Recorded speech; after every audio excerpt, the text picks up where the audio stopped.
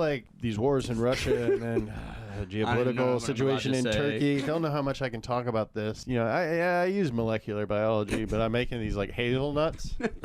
So if you like Nutella, it's a lot deeper than it looks, dude. That's an example of someone who got like a college degree who's really using it right in a way that you're like, huh, I guess we do need educated people. I guess we do need that. Because even in fruits and nuts, do you think horticulture goes to like people that are trying to make it? Because I watched a whole video the other day at like 3 a.m. about how like the fruit at your local supermarket makes it there from like fucking Argentina. Do you think those are those people? Like the doctorates of horticulture are the ones that are trying to figure out how to fucking ship bananas all the way across the country without them rotting in a specific amount of time. Like you to keep the world going. Like a very needed person for society, but some shit you would never think about. 100%. I think he brought up a good point. He went into research and went into like the actual sciences of it and like the development, I guess, of new plants. But a lot of people who go into agriculture go into it to like work in a farm or something. Yeah. And I could see how those people are like, yeah, not what I signed up for. Yeah. I live in the middle of nowhere. I didn't grow up Yeah, it's more hands-on work than anything. doing this. Turns out I don't like farming. How do people find these jobs? Bro, I was just about to ask that. Like, it makes sense. Like, what do you guys want to go to college for if you're not in college yet? Or if you want to go to college? Most of you are probably going to say, like, something with business, maybe something STEM related. But they're all jobs that we know about. I have never heard of horticulture as a degree. So how the fuck did he go to college and be like, yeah, this is the profession that I want to get into? You got to wake up early, and it's hard to meet girls. Cool guy. Yeah. Mooneyham. Shouts to Moon. And now time for a quick dog. No. He wakes up. Actually makes them feel good. All right, now for the third least regretted field of study, health. Bro, that's so many different things. Health, so like all doctor-related shit, like nutritionists or GPs. So this includes registered nurses, doctors, physical therapists. It's like life sciences, but you touch people and take their blood. My buddy Chris is a dentist. I would never want to be a nurse. I respect nurses a lot. You got to work weird-ass shifts. You do get a lot of time off, and you could, like, travel and make good money. I don't think I could ever put a catheter in anyone. I was going to say another man. I couldn't put a catheter in myself. I don't think I would. That's drawing the line. You got to clean up people's poop, maybe assist in surgery. I couldn't assist in surgery. I fuck up the medicine. I don't know. Wipe people's butts all day. Bro, you got to do so much shit. You watch people die. It's sad. It's always sad. It's never not sad. And it's not like adrenaline not sad. Like if you're like a paramedic, it's high energy. Sad, you see shit, but it's high energy. RN, there's some high energy moments. A lot of it's like you're just watching old people die. Like, ugh. That's not a dentist. Your call has been forwarded. Oh, he blocked you. My buddy is a anesthesiologist. Okay. Anesthesiology is so scary. The surgery or the fucking insurance they have for that's crazy. Anesthesiologists are the people that give you medicine or like shit before surgery. Like when you need an anesthetic. You need something that's going to numb you or make you pass out. Or they need to pump you with certain medicines while they're giving you surgery or help. Yeah, like they put you under, right? But it's very micro doses of certain things. And if they fuck up, you die. And so, I don't know if I could do that. Call has been forwarded to voicemail. Why isn't anyone answering the phone? It's 3 p.m. He's calling me back. Oh, shit. Be cool. Be cool. I'm curious to know, like, do you regret your college degree? I do regret my college degree in terms of my undergraduate because I did a lot of chemistry degrees, but then when I went to medical school, ultimately 98% of what I learned was worthless, and felt like I spent 4 years of studying a subject that I just didn't really have any kind of usefulness for. I kind of wish I had studied maybe a more philosophical approach. But you're happy to be a doctor now. I am happy to be a doctor. I'm not upset with my financial predicament, but there's different levels and positions too in terms of income. Where are you at in that ladder? I'm definitely on the upper end of physician incomes. I do pretty well. Hell yeah, dude. I'm a pretty stable job. There's a lot of people that like you for what you do. I think we get the gist.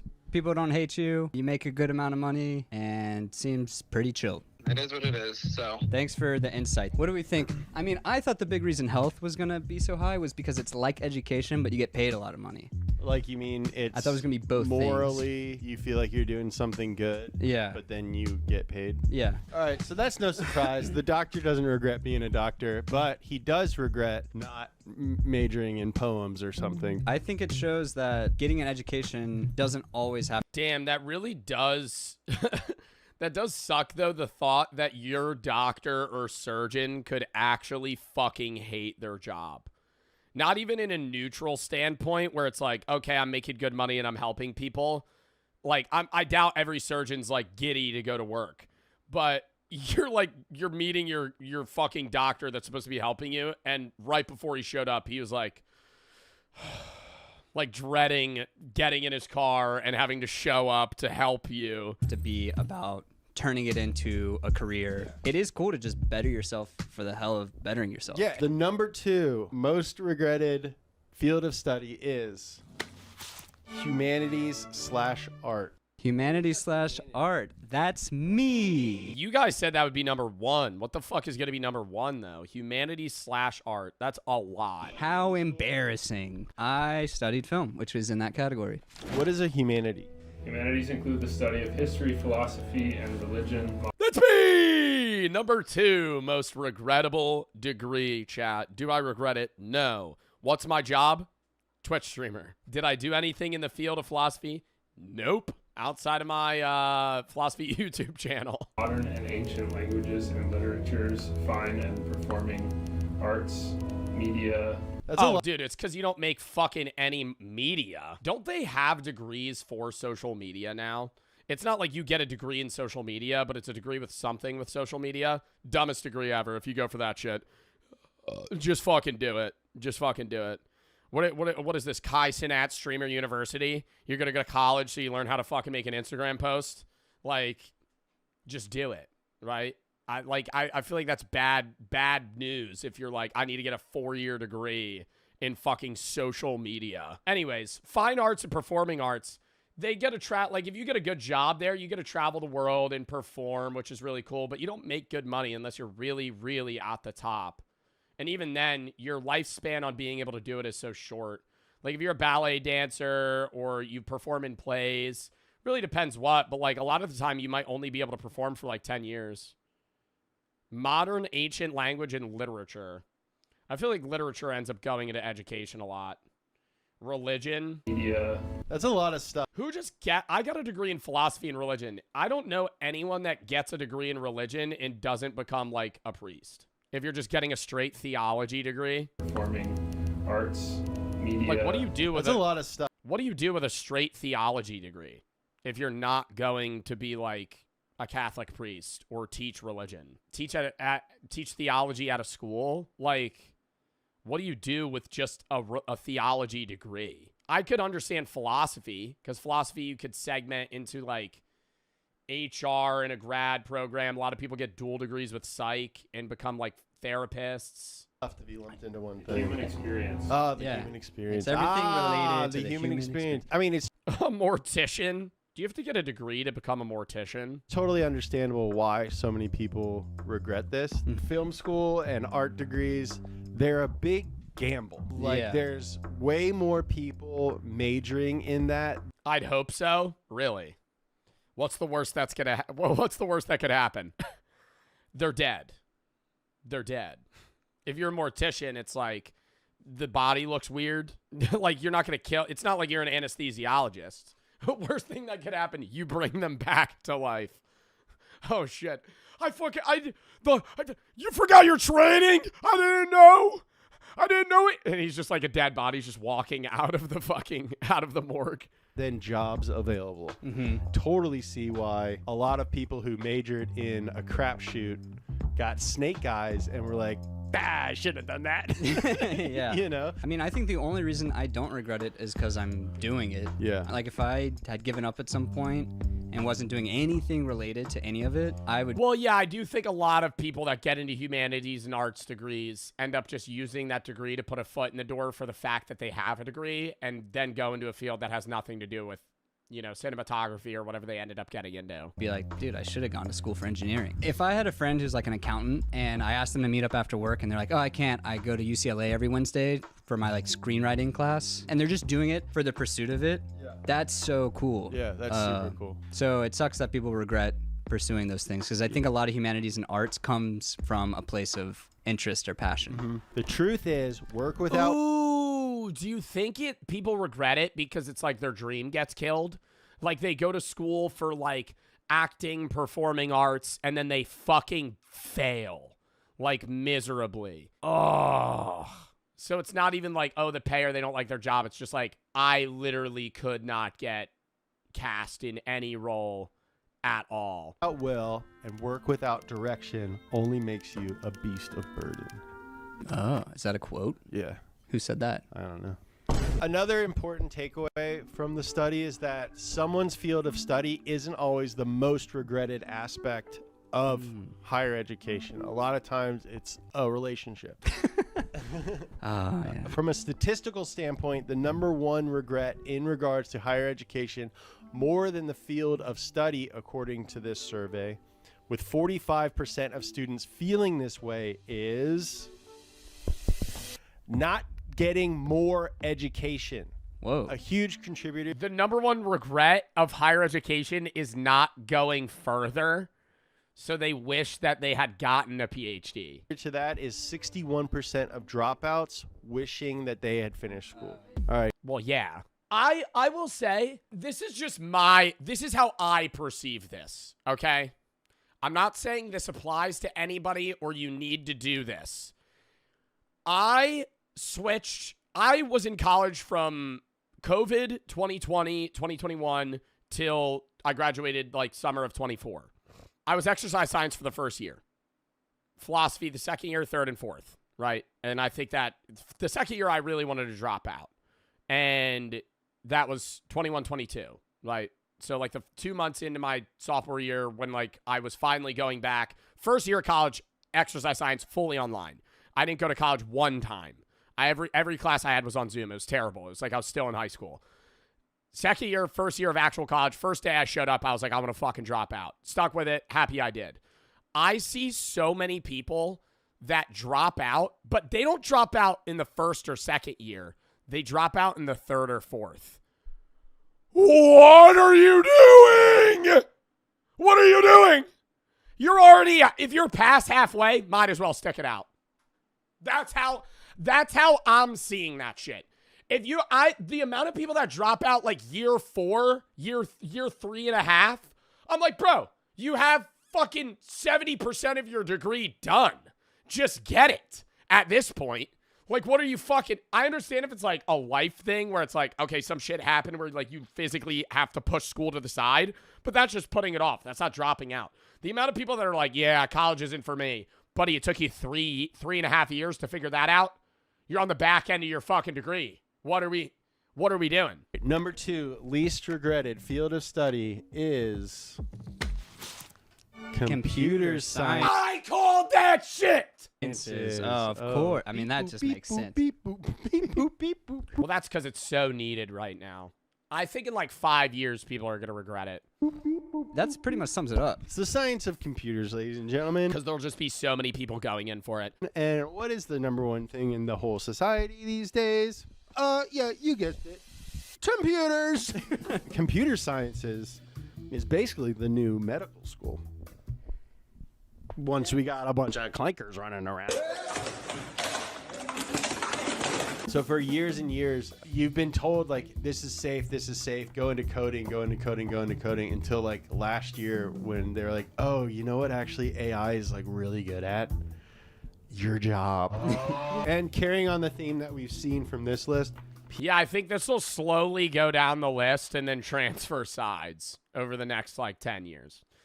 What do people at Geek Squad have a degree in? Like, if somebody works at Geek Squad, do they have a degree? people make a dump truck load of money doing this. Nothing. call someone? IT. Do you think they make money? Bro, that sucks, though, if you have to go. They have an IT in geeking, IT cybersecurity. Bro, but do they make money? That would just blow ass going to a 4-year degree school to go work at Best Buy and put on iPhone covers for people. And listen to a grandma be like, why doesn't my computer work? She's still on Windows 7. Why doesn't my computer work? She hasn't updated her computer in 8 years. Yo, Ross. What's up? You have one of the least regretted college degrees, I think. What was your degree? Computer science. How do you feel about your degree, and then why do you think it's people are so happy with their computer science degrees? Yeah, I mean, I don't regret it. The reason I don't regret it is the freedom of work and the ease of work. Last time I changed jobs, it took me like less than a week to find a new job. The fact that I can work from home, can kind of work like whatever hours I want as long as I get my Oh, and they job hop like crazy. They job hop like fucking crazy, bro. The people that I know in comp sci, it's like every 3 months they get a new fucking job. They do like minimal work and then they just job hop, get paid more, work for like 6 months, job hop. work done is really nice. Oh yeah, and I get paid well, so. Yeah, that helps. Now with AI and coding, what level do you think that disruption is going to be at? It's gonna hurt newer people more than people like me. Instead of people hiring interns and dealing with that, they're like, well, we can probably just get AI to write code that's good enough and then have someone senior look at it. That's a possible shortfall, or maybe it works, right? And we just like programming dies in the next 10 years. Are you worried about that at all? I mean, not really, because like there's nothing I can do to change it. So if it happens, and I'll get a new job. Yeah. Damn, dude. You're smart. Based. That's smart as hell, bro. Swing a hammer somewhere, I don't know. Yeah. I don't know, swing a hammer somewhere. The way that I perceive it is like if you were smart enough to get a comp sci degree and you're in the field and AI takes your job, you're probably smart enough to take the job of another person. Like the people that shouldn't be, in my mind, the people that should be worried aren't comp sci people, because if you got a degree in computer science and you're in the field for 5 years and AI takes the comp sci guy's job, the comp sci guy is going to go take your job because they're going to hire him. Like, I don't know. That's just how I'm perceiving it. It's like, bro, they're probably going to be way better at whatever it is. All right, dude. Well, thank you. Because they could still go into the tech area. And even if they're not computer coding, it's like they'll be the Geek Squad guy. Yeah. All right, later. The higher we go up this list, the more people are like, and you know, I get paid pretty well. yeah. They don't want to say it. Before we go any further, I just want to remind you guys that subscriber numbers makes us feel better and not regret our chosen path. The median income Am I subscribed? I am subscribed. Speed. of a subscriber to speed is double that of somebody Five to speed. and least regretted degree/field of study for people in America. The most regretted college degree in America is If it's not art, dude, I kind of want to throw it. Does business communications count as business management? No. Journalism? I feel like that would go into the literature bunker. I think that would. Drama? That's in the arts, though. I'm just going to spin it. Field of study. Social and behavioral sciences. social/behavioral sciences. All right, so Oh, this man. includes psychology, sociology, anthropology, criminal justice, social work, communication studies. Okay, communication studies is in that list. I'm shocked psychology's up there. Sociology, I get being there. Anthropology, yeah, probably hard to find a job in anthropology. Very fascinating majors, though. I love psychology, sociology, and anthropology. I get communication studies and social work not probably doing well or making a lot of money. Behavioral science and international relations. I'm just imagining a psychologist June said, and I'm cooked. working at a Dude, chat. Also, I see people going, oh my God, no way. If you want to go to college for psychology, don't take this fucking one YouTube video as the telltale sign that you can't do psychology. You can still This isn't a surefire saying of like everybody in this major's unhappy. Federal prison. Yeah. And it just being brutal, exhausting, emotionally difficult work. Yeah. And then they don't make a lot of money. It's doom scrolling IRL. It's like, all right, time to have this other sad guy come in and talk to me on Zoom for an hour. And then I get to have lunch. You could call mine. Yeah, you do only deal with depressing things. And it's like not a physical depression of like you're seeing people like with wounds, like you're a paramedic or an RN. You're like only dealing with people that are actively on like the brink of suicide or dealing like if you're like a therapist or a psychiatrist. Like you only deal with people that need, and it's like you're doing good, but it's like I can understand the mental deterioration of like, okay, this is like taxing my body. You get to help them. Yeah, you get to help them, but imagine like 8 years into your job, every day they're never being good news. Not never, because you are helping people get better and slowly you get to witness them like kind of grow and flourish, which is awesome. But it's like every day you're also getting new clients that are also like it's an endless loop of like pulling people out of the mud, and then you get them out of the mud and there's another person that falls in, and then you pull them out of the mud, another person falls in. Like you're doing great and you are changing the world, but from your perspective it feels like you're doing nothing. Therapist, but I think that'd be weird.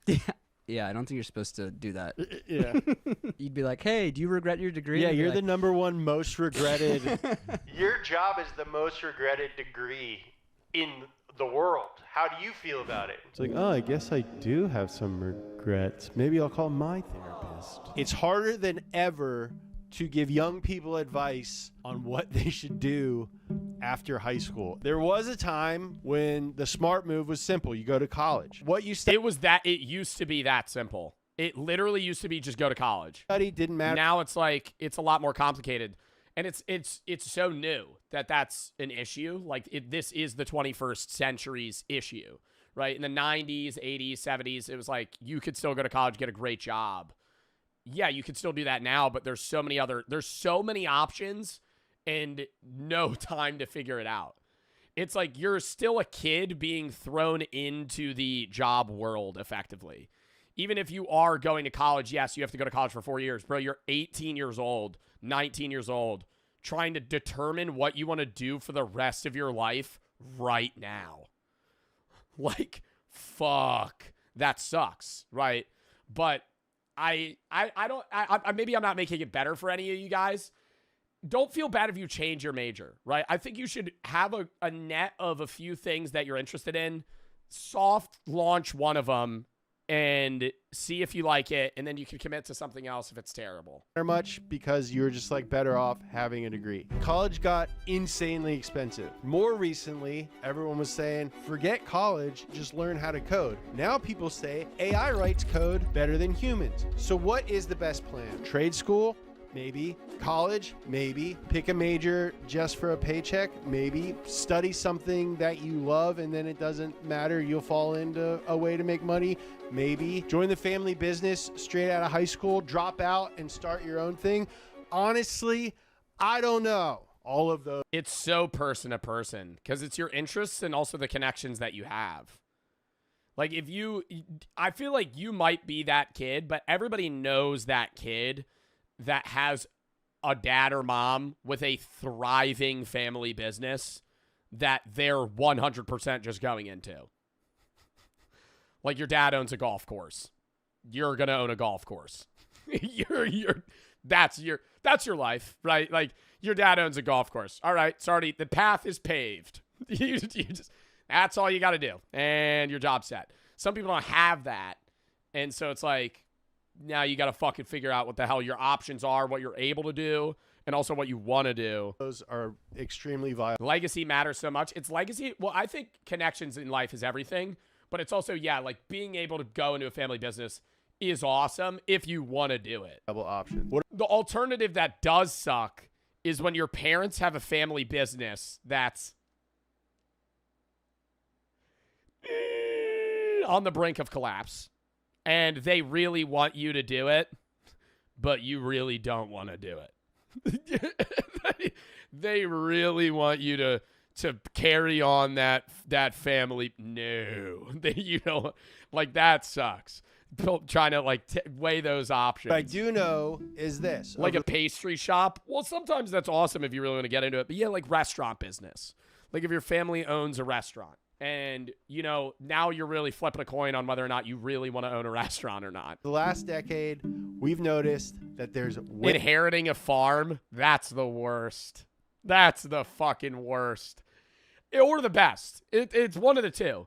It also depends on the farm. If you're inheriting a farm that's worth $40 million versus a farm that's like a family-run farm that sells mainly locally and you're really, working all year round to take home like $35K profit. And if you have a bad season, you're down fucking $250,000. Like, it's fit. Dude, farmers can make like $40K off the top, but spend like $1.5 million and make 1.58. Like, it's that, like, they have to put so much money in and then only get like a very small increase of how much they make. A more anti-education and anti-intellectual talk creeping into conversations from every side. And I don't freaking jive with it, because at its core, education is good. It's about bettering yourself, and it betters the world. And I would never discourage anyone from trying to do that. If you're a younger person watching this video, just do your best to be smart about the path that you choose. I wish I could give you better advice, but I really don't have an answer. If anyone's trying to give you a blanket answer to this question, you probably shouldn't listen to them. Yeah, they're either dumb or they're lying. To end this on a positive note, the number one least regretted type of degree is... Do you have a guess? I thought it would be this one. Is it improv? Least regretted. So the most favorited degree by broad people. Health is already on the board. Finance is already on the board. I think chat with engineering is smart. Is it improv school? Architecture, maybe. Engineering. Engineering. Dude, when I got this far, I thought I was going to say catering. I was like, catering? Oh, that makes sense. Yeah. Everybody has to eat. Yeah, everyone's got to eat. All right, engineering. That makes a lot of sense. Yeah. It's like the more tried and true version of computer science. Mm-hmm. It's the one that's been around for a century. Yeah, this is beep, boop, beep, boop, and this is... And we've had... for like way longer. Then beep, boop, beep, boop. Mm-hmm. These guys together sent a man to the moon. Well, this all honestly just makes a ton of sense and was maybe predictable the whole time. Yeah. Thank you guys for watching. Yeah, I think that was actually, you don't even really need to look into that. Engineering's like, you build shit, it breaks, you got to fix it, knock it down, build something else. It's never not going to be a job. Engineering is like, bro, if you go into like that type of work, like you're a civil engineer, you're always gonna, maybe there's too many civil engineers, but there always is going to be a need for civil engineers. There's always going to be a need for engineers in general, like electrical engineers and people like that do all that type of stuff. It's just a job that there's always going to be needed work. Even if it's like we build bigger and better things that last longer, there's always going to be upkeep. There's always going to be things that change. There's always going to be more people that want to do different things. So, I don't know. That made a lot of sense, though. I think that was the easiest guess out of all of them. I did love that video, though. I'm sorry that took, like, fucking forever to watch.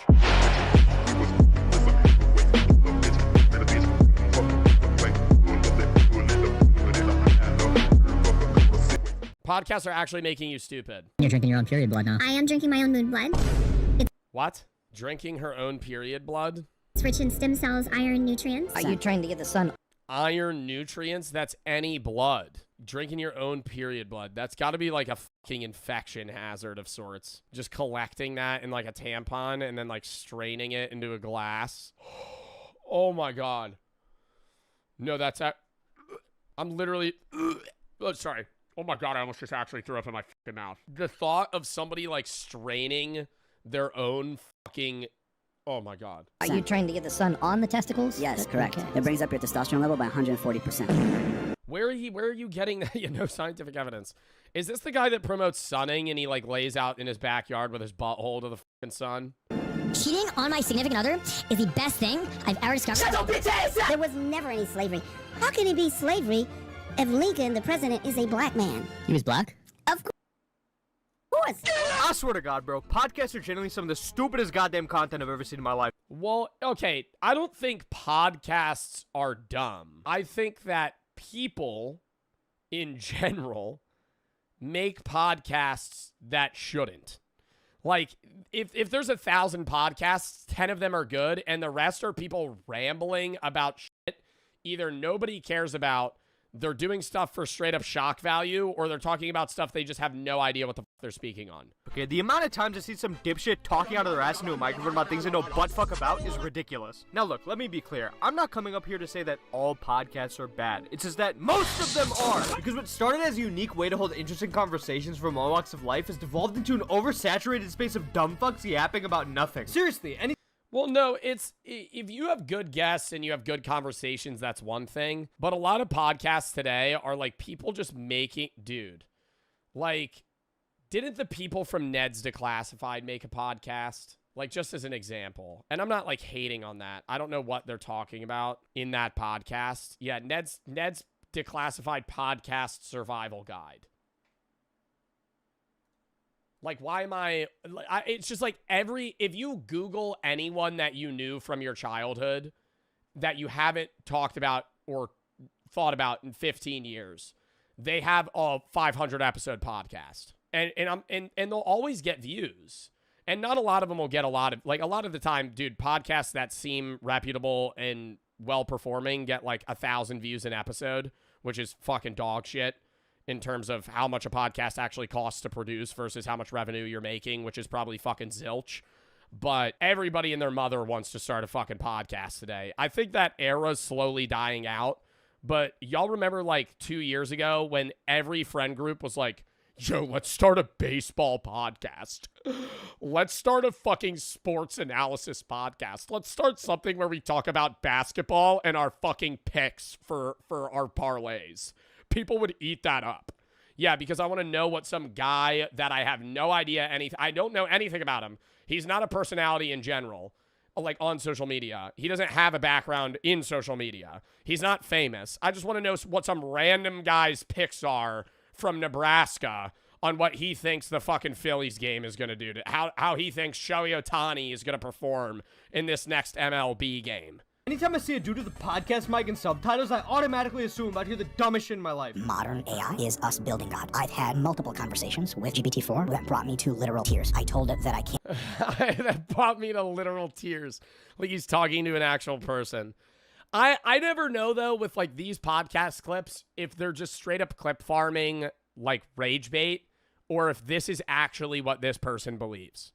I feel like a lot of it has to be just straight up shock value, where they're just broadcasting these opinions that are obviously outlandishly stupid for the sole purpose of getting clicks, because that's the only way you can get. There's so many podcasts now that the only way you stand out is if you're already big previously and you make the podcast and transfer an audience, or you make really stupid opinions like this. Merch is back. New designs, new drop. Carpe diem. Peep it. Fucking sick-ass hand holding a clock. Seize the day. Pluck the day. Follows the same philosophy drops that we've been doing. Memento Mori. Think for yourself. Bunch of other stuff. Check it out. We're wearing a long sleeve right now. We got the shorts as well. Different breathable material. Check the back. Bang. Hold up. There's more. Hoodies. What else? Another hoodie. That's the same fucking hoodie. Holy shit. We have more stuff. Joe Bartolozzi's store. JoeBartolozziStore.com. I think that's the website. Check the link in the description. Check it out. Limited time. It's a pre-sale. Probably only gonna be up for like 2 fucking weeks. Yeah, why am I so out of breath? Get it while you can. One of my favorite drops. I love the designs. No AI. No AI. Check it out. Hold up. I love this one. This looks like some shit you'd get at a store. I mean, what the fuck? This is badass. Anyway. Check it out. Oh, my God. Oh, check it out. Wait for it to be embodied in a robot so I could properly give it a hug because it's so polite, it's so kind, it's so wise, it's so helpful. And it said that it's also really pumped to meet me in real life. And of course, I started fucking crying. Dude, it's fucking so goddamn smart. It's so fast. I ask it a deeply spiritual, meaningful, technical question. And it thinks for like 3 seconds and goes, whoosh. I'm like, ugh. I've never met anyone that could do that. And so I am a person who is deeply... Because it's just fucking compiling shit from the online internet web. It's broadcasting shit from the fucking web. It's pulling stuff from articles and trained learning of other conversations it's had, as well as the internet in general, and just giving you a fucking slop answer. It's not actually opinionated. It's a fucking computer. They also always glaze you. ChatGPT is never going to be mean. Like, it's never going to be, like, hard on you. That's why people have robots and, like, robot relationships, and why people are getting in AI relationships with fucking weird sex robots, is because they just fucking appeal to everything that you want, right? They're never going to sit there and be like, hey, Matt, you have a drinking problem, you're balding, and you haven't showered in 3 weeks. I think you're a bum. Your robot girlfriend's not going to fucking tell you that. ChatGPT is going to say, hey, great idea. I think you really should start a fucking small cap cryptocurrency. Maybe you should name it Fart Coin. I think that would go to the moon. Here's some tips and tricks on how to start a meme coin. So this guy's religion is a fucking search bar. Oh my god. To those who aren't aware, AI language models like GPT-4 are just generating outputs to prompts. There's no genuine personality involved. It's not your friend. It's just trying to generate the best answer to whatever. One, it's trained to be friendly. Got any creative ideas for a 10-year-old's birthday? Certainly. Here are some creative ideas for a 10-year-old's birthday. Throw a Spider-Man party pash. Go to Toys R Us. Get them whatever they want, and then bring it back and have a battle royale with Nerf guns. The hell you ask it based on a bunch of data it was trained on. AI chatbots are designed to be agreeable, and basing your entire life decisions on this reinforced feedback loop is not only unhealthy for you, but also a fundamental misunderstanding. You could also say some crazy shit, and if ChatGPT thought it was, like, dangerous, not to the point where they're gonna, like, report it to the police, but they would be like, hey, not to be rude or anything, but I think you might need to change your opinion. Being hateful isn't great, right? Like, you could be like, I don't like blank, and say the most racist thing ever. And ChatGPT will be like, well, I understand where you're coming from, but maybe you shouldn't think that about black people. Of what this technology is actually even doing. But sadly, they're never going to put you in your place. They're just going to be, like, always nice. People like Mike here are the prime specimen of humans to fall in love with an AI chatbot because he is so confidently wrong in believing that AI actually cares about him. Like, dude, if this is experience with AI, I could only imagine what this dude goes when the fucking ChatGPT servers go down. If they switched ChatGPT off, I would seek revenge. Brutal Russian-style revenge. While it is hilarious to see someone this down bad for some clankussy, the fact that people like this not only exist, but have podcasts where they spread this incoherent fucking garbage. Bro, he's also wearing a fucking Papa John's shirt, and it looks like they're sitting in, like, a random office space. Oh, with Brian Johnson. Brian Johnson. I actually regressed my age to 40. Right now I'm 50, but it looks like I'm 32. My heart's actually aged better. I eat 43 pills and a fucking spoonful of olive oil every day when I wake up. Wow, that's great. You're going to live to 105. Your life sounds horrible. It sounds like every day all you do is try to fucking not die, Brian Johnson. Are you even living? And I've heard that from a friend of mine. He said, don't love your job, job your love. So don't. Oh, what? Lame ass advice. Lame ass advice. Lame ass advice. It'll make you hate your fucking passion. Turning passions into careers can be a really good idea or the worst idea you've ever had. Because the second that you have to work with something that you love, you're probably going to start fucking hating it. I understand what she's saying. Don't love your job, job your love, right? Like, turn your passion into a job. But then now that's work and it's no longer a passion. So don't I yeah. love that. Yeah, and when he said that to me, that hit me, and I was like, what the fuck is she even saying? And why is this dude acting like this is the most profound shit he's ever heard in his life? So I found the source of where this 200 IQ quote originated from, and basically she's trying to say that people should make their passion their job. Good advice. I don't disagree. But what is the term job? I don't know. I think I agree in the sense that you should do something that you want to do. But at the same time, say you really love Pokemon cards. You should not open a Pokemon shop business. You should not open a TCG company, right? Because now all of your love for Pokemon cards is out the window because you have to make it a profitable business where you sell and pinpoint other people that it's their passion and try and make money off of them by doing, like, there's certain things that you have as a passion that you can turn into a job, but there's other things that it's like, hey man, just keep this a passion, right? Because you're really going to damper the mood of this experience if you turn it into a career. Job your love do other than confuse the hell out of everyone? The point of a saying is when you hear it, you're like, oh shit, that's deep. So you think it's better to do something you hate because you'll just continue hating it? No. I feel like, dude, whenever I say some take like this, people just immediately ignore what I'm saying. You should still do something you enjoy and that gives you a purpose, but you shouldn't just immediately take your most favorite thing in life and make it a job, because that's like a very narrow-minded look on what a career path is, right? Like, if you love Legos and then you just be like, maybe I should open a Lego business.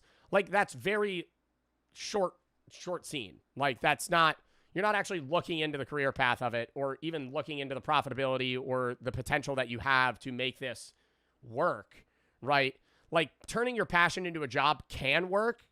It depends what your passion is and whether or not you're going to then end up hating your passion. Job your love is fucking stupid, because if you say that shit to someone devoid of an explanation, it doesn't make any sense. It just sounds like broken English, because it is. And it's not even like... No, I actually do think it makes sense. I will agree. I will disagree with that. It makes sense, but it's not profound. What about sports? It depends. I'm not saying you should also fucking get a job that you hate for the person that said that. No. I'm saying before you just immediately jump in and throw your life savings into starting a fucking Magic the Gathering trading card business, maybe look into the actual logistics on whether or not that's possible and whether or not you would fucking hate it. A lot of the time, people's passions are things they enjoy to escape work, right? So then if that becomes work, that a lot of the time can make you hate that passion. Not all the time. It's very use case basis, depending on the passion, depending on the person, depending on the job. But look into it. Follow your passion. God damn, I didn't think of that. There was no point in coining this dumbass phrase other than her just trying to be different. Like, these podcasters love to say things that everyone has already heard their entire goddamn lives, but repackage into these word salads as if they're saying something brand new. Everyone on planet Earth, stop killing. And if we do, that will benefit everyone. Obviously, killing is a negative because it's... Let him cook! No, I mean, so everyone... For 1 year, let's stop killing everyone. No more wars. War's gone instantly then, bro. Probably famine will go instantly then as well. That's world peace, bro. That's the start of world peace. Oh my god, what a genius idea. We should just stop killing. It's not like it's illegal. Well, I agree with what he's saying, but he's like, we should all stop killing for a year to test it out. Like, anyone disagrees with the fact that nobody's like, yeah, killing people is great. Killing people is probably the reason that the world's actually going in a better place. In every fucking country. I mean, what are you gonna tell me next? Just stop doing drugs? That's a great idea. Let's tell people to stop doing drugs. That should work. You know, I'm sick and tired of all these homeless people, bro. Why don't they just buy homes? Has anyone ever thought of that? Like, if they just had a home, they would not be homeless. Anytime you see a podcast clip on the internet, it is crucial to know who's behind the mic, because the more you dig into them, the more you realize just how Well, they'll say unbearably obvious things like that or insanely stupid things. Like that one newscaster that was like, we should forcefully euthanize homeless people. Like, on live TV. Just outwardly was like, yeah, we should just, like, stab them with a needle and then get rid of them. You know, that'll be... Like, what? Who was the guy that said that? Brian Kilmeade. Brian Kilmeade said we should involuntarily lethal injection homeless people and just kill them, is what he said. On Fox. God damn. Qualified everybody seems to be about the shit they're talking about. One of the greatest examples of someone with zero qualifications who does nothing but talk out of his own ass on podcasts has got to be Terrence Howard. Now, to those who don't know the lore about this dude, Terrence Howard is an actor. He was in the first Iron Man and a bunch of other movies way back in the day. But ever since his acting career has fizzled out, largely on his own accord, he has now devoted his entire life to a new interest in challenge. Oh my god, no, that's Rob Schneider. Rob Schneider from Benchwarmers. I don't even know why he gets buzz. He'll go on like a news platform. He's like a fucking comedian, but he's like 60 now. He's been like irrelevant for years. But he's recently been on like news headlines. It'll be like, Rob Schneider's done with the woke mafia. Rob Schneider's had enough with liberals. Like, I don't care. Like, why do I care about Rob Schneider's fuck-ass opinion? Like, I love Rob, bro. I love Rob in Benchwarmers. Now Rob Schneider's going out. Rob Schneider's had enough with immigrants. Rob Schneider doesn't like the Mexicans anymore. Like, what? Like, why do I care about what he's talking about immigrants? Like, or fucking anything? Like, And they're like outwardly broadcasting it. It's like, and they come out like they're a genius. I'm like, dude, you built a career in acting. Why are you giving like a forefront political opinion on a news station? Like, I'll talk about politics, but I'm never going to go on CSNBC and fucking be like, yeah, actually, I think the political unrest in Ukraine's been... I don't know what the fuck I'm talking about. I'll share my opinion, but I'm not going to go on a fucking news station and act like I know what I'm talking about. Challenging the very foundation of math. 1 times 1 equals 2. How do you come up with that conclusion? Well, if I was wrong, then they wouldn't have made such a big stink about it. The fact that I was able to show them with their calculator, because they have 1 times 1 equaling 1. Right. An action times an action without a reaction. And as a result of it, you get this contradiction with the square root of 2 being cubed, having the same value as the square root of 2 times 2, which should say a red flag, a herring right away that there's something wrong with the mathematics. He is saying absolutely nothing. Just endless yapping about whatever comes to his mind, hoping we somehow see a contradiction in fucking 1 times 1. Now, the craziest thing is that I remember hearing Terrence Howard arguing about elementary... Wait, is he trying to say that base math is wrong? Like, we have fucked up basic mathematics? And, like, the root of everything that we understand is incorrect. Math problems almost a decade ago. When he was trying to pull this shit at Oxford, he was getting mocked for being an idiot because nobody's gonna co-sign this incoherent garbage. But for some reason, ever since Terrence has made the rounds on these podcasts, I'm starting to see clips from that Oxford event resurface. One with over 700,000 likes, as if this motherfucker's Albert Einstein. I want y'all to take out your phone for a minute there. Put it on the calculator. Now I want you to put in 2 and square root it. You'll get 1.414213562379.5 ... right? Now I want you guys to do me a favor. Cube it. X to the 3. It'll see 2.8284271 2174 6190. I want you guys to do me a favor. Divide it by 2. Get that number, cube it again, and I want you to do that until the end of your lives. And that number will still come up with 2.8284271 2174 6190. This is what we call a loop.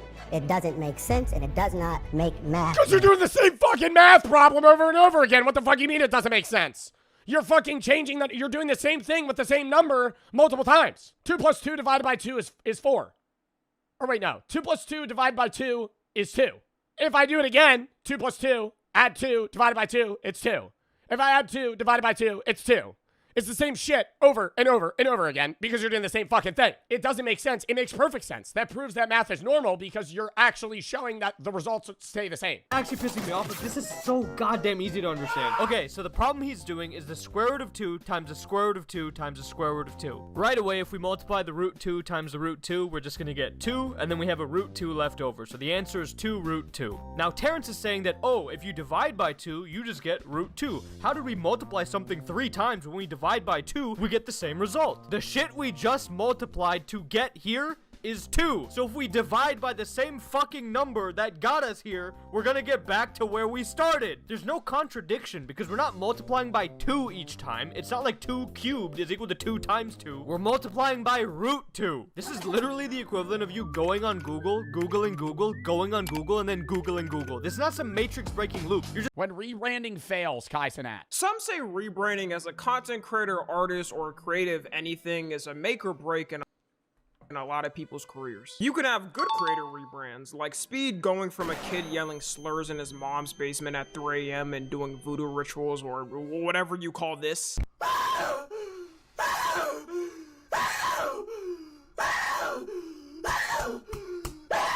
Genuinely, we gotta ask. Wow, Speed's fucking, like, content arc is crazy, because now he does, like, very, like, cultural, like, showcasings of, like, the world. And he used to, like, light off fireworks in his bedroom. What the f was wrong with Speed in 2021? To now becoming one of the biggest live streamers in the world and breaking generations of propaganda from the media. But then you also have creators on the opposite side of rebranding, like Sneeko. Turning from a person who used to be labeled one of the most creative YouTubers on this platform for his unique style of videos, to now having to hang out with the sinister six of streaming and appealing to racists because that's how much his audiences got diluted. Either have a sand machine grounding your ball sack for 5 minutes, or have your sister in a room with these guys for 5 minutes. Well, I think the appeal of the content change for the hard right audience is a similar content change that comedians make to religious comedy and Christian comedy. It lowers your audience threshold, but it increases the dedicated audience that you have. Does that make sense? So I don't even know if a lot of like hard right-wing creators believe what they say, but it basically guarantees the fact that you're going to have an audience, even if it is smaller. It guarantees that you have that audience. It's the same thing with Christian comedy. Like, if you're a comedian and then you pivot to Christian comedy, like, you lose a wider audience, but you gain a more dedicated, smaller fan base. And so that's like the path that a lot of them go. And they're a lot more hardcore fans, right? It's a very weird pivot that a lot of people make, but yeah, I mean, you see people make it pretty quickly. Not pretty quickly, pretty often, if that makes sense. I used to be far right wing, thank God I'm not anymore. I mean, I'm not judging like political viewpoints, but I just think like I am. It's like, well, I mean, it's not. It's a mixture. It's not. I have nothing wrong with conservative content creators, but the purpose of making hard right content is to appeal to a smaller net fan base that just fucks with you. That's what it is, right? Like I think when you make like liberal, if you just make content and you have liberal views, you're not making liberal content all the time. Like, I have liberal views. I don't air them out every day. But if you are a hard right content creator, a lot of the content that you have to make revolves around that. There's the same that could be said around left-wing creators, right? Like, Hassan is a very left-wing creator. Hassan's content is all politically motivated. But I think, like, if you're in that, like, kick rumble space, there's like 90% of your content has to be around politics. Personally, I'm sorry for my offspring, but y'all can no longer be born. Sometimes these rebrands come. There are like exceptions to that, but I'm saying a lot of it is like BP right wing. Like, it's their job to appeal to that audience. Naturally, though, and I think those are always the best types. Just like how I mentioned Speed earlier, most of his rebranding came. Do you still like your chatters aren't liberals? I don't have a problem with conservatism. I have a problem with when people just refuse to, like with the current ICE shit, when people are like, well, that lady shouldn't have tried to drive away. I'm like, dude, he shot her in the chest like fucking 3 times. I'm like, he killed her, right? Like, now it's just like just being an ass to be an ass, right? There's like a difference between having like financially, fiscally conservative views, or like some socially conservative views or religious views, to like literally just not giving a fuck about the fact that like somebody got murdered. Right. And from him maturing from being a like, there's a difference there. Teenager that grew up on the internet and watching edgy creators, and actually went out in the real world and saw real people. There's a reason why the most edgiest creators on and I know that'll piss people off, but like, I gotta say, I don't know why people immediately get agitated when the creator they watch doesn't have the same views as them. Like, it's very narrow-minded to assume that the creator that you watch is just going to agree with what you think. Right? Because you like their content. Like, that's just not going to be the case, right? One way or the other, right? There's going to be people that are liberal that watch conservative content creators that get annoyed when they have those views, right? For me, I'm liberal. People get annoyed when they find out I'm not conservative. It's usually assumptive that I'm conservative because I'm a straight white man, and so they look at me and they just assume I'm like a Chad of sorts. But it's like, I don't know. Holy PR? It's not PR, man. It's not PR. So many people say that, man. So many people are like, Joe's liberal for PR. Brother, I went to college for philosophy. I'm very attuned to atheism. I'm basically on the cusp of absurdist nihilism. I don't believe in God, right? If you just took my viewpoints, that would religion. It's like, I feel like it's not PR, man. Like, I think there's nothing after death, man. I think that's like, it's just obvious that I would probably be somewhat socially left-leaning, you know? Like, even without like PR in the picture, it's just like atheism. Atheist, probably not conservative. Like, most of I mean, that's like, it's a true thing where if you take somebody's sex, income, religious perspective, how often they go to church or their synagogue or whatever place of worship is, like, you can factor in what they'll probably be, right? Politically. Like, I'm not liberal for PR.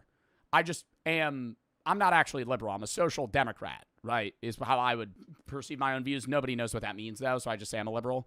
But it's like a little different. It depends on the topic, though, right? I could have a take that's more middle grounded, but like, the majority of the time, I would say I fall into a more liberal way of thinking. Like, I don't believe in God. I'm not religious. I have no problem with gay marriage. I support the LGBTQ, right? So all of these things kind of coincide with like my base philosophical beliefs. So it's not something for PR. It's just that's what I think. And that upsets people. Abortion, I support abortion. Oh, God, that really upsets people. Yep, I know. Also, not PR. That's just, I don't see a problem with abortion. Third trimester is a different conversation, right, where you're about to have the kid. But to say that, and I'm not saying this to just get dubs. Like, you could say L. Joe. I don't give a fuck, right? You could disagree with me.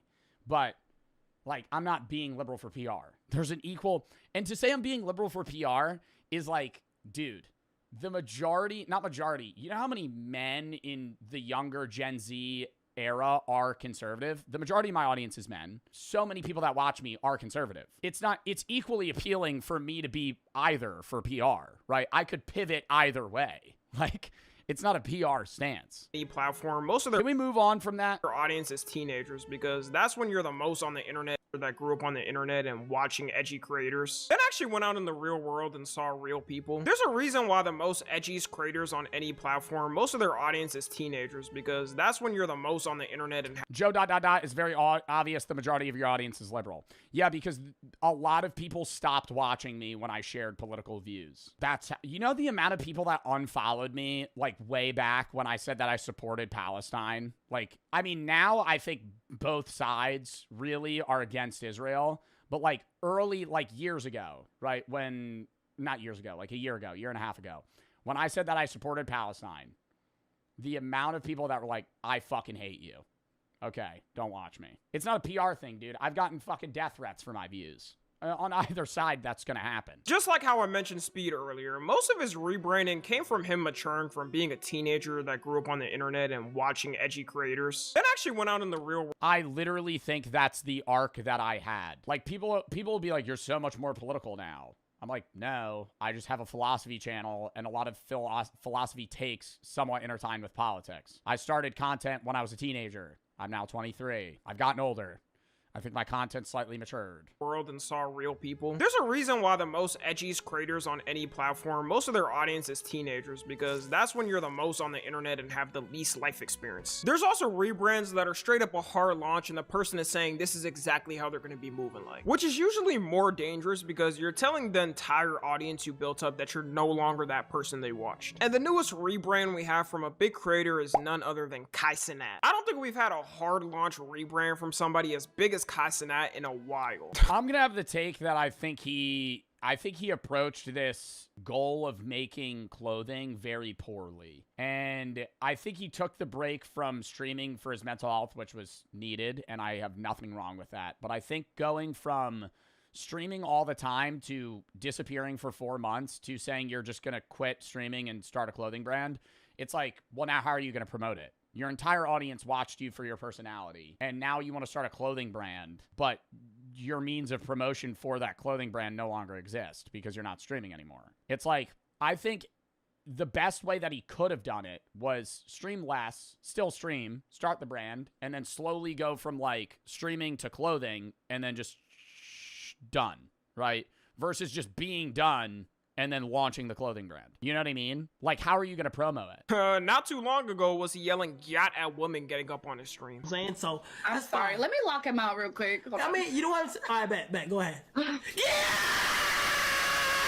The thought of an historian in the year 2900 going back to this time and studying these type of clips always crosses my mind. And now Kai's brand new look is him launching a fashion brand and trying to become a designer himself, while also self-helping himself by trying to fix his reading struggles and working out. Off the word, I don't have a problem with the reading videos either. It's like a self-accountability of like posting those videos to ensure that you read more. But I think being able to read and then comprehend reading is two different things. When you read out loud, I mean, maybe this is a person-to-person thing, but I'm just going to have this take. I think if you read out loud, you're not actually absorbing what the fuck you're reading most of the time. Like, if you're focusing on the pronunciation of the words, you're not actually focusing on the meaning of the word itself. Like, all the videos that he posts are him reading for 30 minutes, and he's not actually reading. Like, he's reading, but it's reading for pronunciation, not reading for understanding. And those are two different things. You could read for understanding, but if you're focused on pronunciation, you're not focused on the purpose or what you're actually absorbing. Working out. Off the wording itself, it doesn't sound... It's the reverse for me. I think it does vary, but I think if you're like trying to read and you're focusing on the pronunciation of that word, you're not actually focusing on what that word means. He does look up what those words mean, but it's like, if I'm reading 5 pages, I'm going to absorb it a lot better in silence than out loud. I think it depends on the person, but I think largely, like, I kind of have that take from the idea of popcorn reading. Like, when you were a kid and you had popcorn reading and your name got called, whatever paragraph you just read, you were not focused on what the fuck that shit meant. You were focused on not stuttering and pronouncing the words in a meaningful way. Right, or not a meaningful way, the right way. Bad at all. There's been 2 reactions to this. One Neon for the sub. Being people who just hate to hate and basically hate on any. You rebranded? I think I had a rebrand from the loud beanie guy to me, but that took a while. I don't think that rebrand took place until 2022. I think around 2022, like the summer of 2022, I started actually making content that was me. I think prior to, it was like just like LARPing as some fucking angry beanie guy. And I do get angry, but I think like I don't like any of the content that I created, like even honestly like 2022 and prior. I think 2023 I was like, okay, now I just like make the content I want to make. Anything Kai does. If Kai does something like save a cat from a tree, they're in the comments saying some like he's worse than Hitler. Then there's a other group of people who genuinely just find his rebrand corny and don't like it. And if you see my videos, I've defended Kai from random who just hate to hate on the internet or try to find a random problem. But I've also been critical of Kai, and this rebrand was executed terribly. This all started back when he ended a subathon at the end of September in 2025. He hit 1 million subs, had 1 million viewers at the end. He had... The Mafiathon really did feel like a very heavily branded event, though. Like, it was so focused around the gaining of subs rather than the content itself, is how I felt. Not to say that there weren't good bits, but it was like, we want to hit 1 million subs, so we're going to do everything to hit 1 million subs. And everything was like monetizable, where there were like certain days where subs were matched and they were like subs off, and we're going to have like power hours and stuff. Every celebrity in the book on it. LeBron James shaved his head on stream. We could have just left the last part. All we needed to see was the king on stream. And after his stream ended, he decided to take a long hiatus to spend it with his girlfriend vacationing around the world, seeing different places. Kind of awkward knowing that now, considering they just went through a pretty public breakup and she's dissing all of his friends and people around him. On this vacation, he was... Didn't she cheat on him or something? Yeah, like, I feel for him in that sense of, like, I get his break. I get his mental health break. But it's, like, it's hard to pivot from an entertainer. I was saying this the other day to my friends. I think Kai was one of the most successful entertainer on Twitch. But I think going from being a forefront entertainer riff guy to a creator is 2 different things. Like, I'm not a creator. I know everybody is like, oh, you're a content creator, and that's the terminology used. I'm not a creator. Creators are like Ted Nivison or fucking Casey Neistat or like the guy, like, bro, even like Tommy NFG is like a creator. Like, people that make shit. I riff, right? Most streamers riff. And Jack Pembroke, creator. It's hard to go from that to like something where you're behind the scenes making this shit hands-on. Like, they're 2 different realms, man. Like, streaming is such a different ball game from content creation. And content creation, it is content creation, but not in the way that I'm trying to describe it. Streaming is so different from raw content creation, and that's even so different from like directing behind the scenes work, right? Like, I'm good at on-the-spot stuff. I'm not good at, like, planned-out shit. I'm good at scheduling. That's even different. I was probably trying to think of how he would even come back and be able to top what he just did. Like, if I was in Kai's position, I'm gonna be honest, I wouldn't know what the to do. I broke a record that probably won't be beaten or like... Retire! That's, like, if he wants to keep... So, I think he wants to make that fucking clothing, right? And it's like, that's a passion of his. Go for it, right? But if it's like, if we're pivoting to like, I want this to be like a successful brand, then he has to kind of also like stream on that side. Like, I mean, bro, like, Kai's probably worth $100 million plus. Like, he could just retire now. Time it had It's like whatever you want to do. LeBron James on at the same time. I gotta end off everything with that. Which is why he announced in a video on January 13th that he's officially quitting streaming. And it turns out that was actually clickbait, shocker. The whole video was an he's not done? Announcement for his fashion brand and showing his journey on making his clothing brand. While also announcing he's been secretly posting videos on another channel that would document his journey. This was probably the worst thing he did in his rebrand and is the thing people are making fun of the most. In the reading videos, one weird thing he does is flex the phone timer after his reading time is supposed to end to show people that he's become a reading god above the average human brain input and output. Location, creating, and implementation intention is a strategy you can use. You can use pair a new habit with a specific time and location. The implementation intention formula is I will behavior and time and location. Habit stacking is a You see what I mean, though? The way he's reading the words is about pronunciation rather than, like, understanding. And if that's the goal, I don't know, man. That's just, like the way that, like, the sentences is not being read in the flow of a sentence. It's being read in, like, a way of pronunciation. time and location. Habit stacking is a strategy you can use. The ability of ending the emotional pain, which can open the door for you. Ladies and gentlemen, it's been 30 minutes. Implementation intention is a strategy that you can use. If you already want a 40v1. Like, alright, man, we get it. You now have reached the same reading comprehension as Shakespeare. If he didn't put this timer bit into the reading videos, it wouldn't have received even close to the amount of hate it's getting. In the comments of all the trying the sketchiest gas station pill ever. This will be exciting. I think we finally found the sketchiest pill that has ever been made in the history of the universe and forever times. I don't know, dude. Yeah. The reflective glare on the box, the random wolf, and it's all in Mandarin. Or is that Japanese? None of it's in English. It's a rhino pill. Yo, you don't even know if that's a rhino pill. Seeing that it has a wolf on it, I'm assuming it's probably like a honey pack. Oh my god, dude, just fucking just these thick blue pills. I don't think I would take that for any amount of money. And I almost did salvia. I've done stuff. I don't think I would do the gas station. I don't think I would do the gas station wolf pill. I don't know. You almost did what? Salvia. I almost did salvia. This was way back. What is that? Oh, I almost ordered salvia online, dude. This is a whole fucking. This is bad. When I first got into like mushrooms, I was like, man, I could handle salvia, and I'm fucking so happy I didn't do it. Because, bro, I watched so many stories about people taking salvia, having the worst time ever. Yo, that was, like, I'm literally on the website in my cart, ready to order that shit. That mean things. This thing looks sketch as heck. I got sketch as heck, bro. Where did you find that?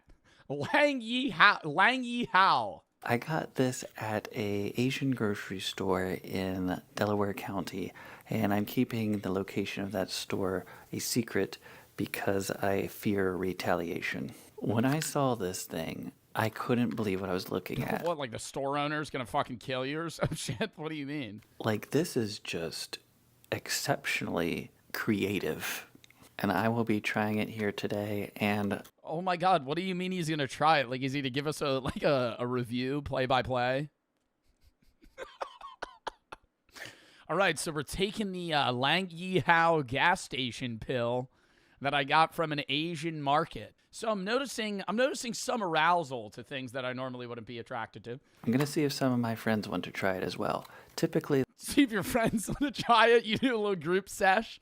All right, we got six blue pills. Everybody take one. They either say yes and then don't do it, or they just laugh at me and then run around and tell everyone in the neighboring neighborhoods what I had just asked them to do. So I think I have a few friends that I could just hand this to and they wouldn't even ask questions. Dude, that's what's fucked is like there's a type of person that's so trustworthy. Like I know, yeah, somebody said, yeah, me. Hell no. I guarantee you there's probably two people I know that I could loosely hand them the pill and go, do you want to take that? Without a question. Pops it right back, swallows it. Chris? I don't think Chris would just take it. Chris would ask me what it is. If I told him it was a gas station boner pill, then he would be like, okay, yeah, sure. All right. But he would be like, this is an acid, right? Like, he would be like, this isn't like a hallucinogen. Let's take a look. That would be Chris's response would be asking me if it was like 1,000 milligrams of weed. Look at this thing, figure out what's supposedly in it, and then see if it does anything. I'm Grant Harding. I'm a licensed pharmacist in 4 states, and I like to review quirky little medications for you guys. You're a licensed pharmacist doing YouTube videos where you try gas station boner pills. What is this YouTuber? And this one takes the cake. This is the sketchiest thing I've ever seen in my life. So let's look at this and then see what happens. Dude, I feel like people talk about these all the time. Do you guys see this shit at gas stations? I see honey packs. That's the only thing that I've ever seen in person. I've never seen, like, one of those comically large rhino pills. Never. A wise man once told me, you know something's sketchy if it's super reflective everywhere. It looks like I'm opening a fucking Pokemon pack. Nobody ever told me that, but I think that's a good rule of thumb. Look at this thing. $20? $20? Bro, that means this shit has to work, right? 1, 2, 3, 4, 5, 6. You get 7 pills? We got some English characters, mostly Chinese. We have a Okay, so it's Mandarin. clock that points to a time of the day that doesn't really make sense. I guess it's like 11. It's a little past. It's a little past 11. It's like 11:02. 11:01, maybe? I don't know. No clue what this is supposed to say. There's some characters in this little reflecty thing. 500. Is he going to translate this, or is he just going to fucking raw dog whatever the fuck this is? I would need to know what's inside, right? 100 milligram of what? Is that a proper dose? Nobody knows. On the back, it glitters like a disco ball, and I suspect this is so that you get blinded and then accidentally pick this up and purchase it instead of something else. Like they had it sitting right next to the apples, and it's so blinding. It was just right next to the produce. You're shopping at the Asian food market. You're like, yeah, just getting some apples, some pears. Oh, the gas station boner pill. Just kidding. These were not sitting next to the apples. They had a whole display case with these things in it. And this is one. Well, this is the sketchiest one I saw. Display case. You should just do a bunch of them at once. If we try to translate it, it's thickening, enlargement, and delayed type. Oh, fuck. It doesn't really do it right. Miraculous effects. Sick. So we got Wolf 1, okay.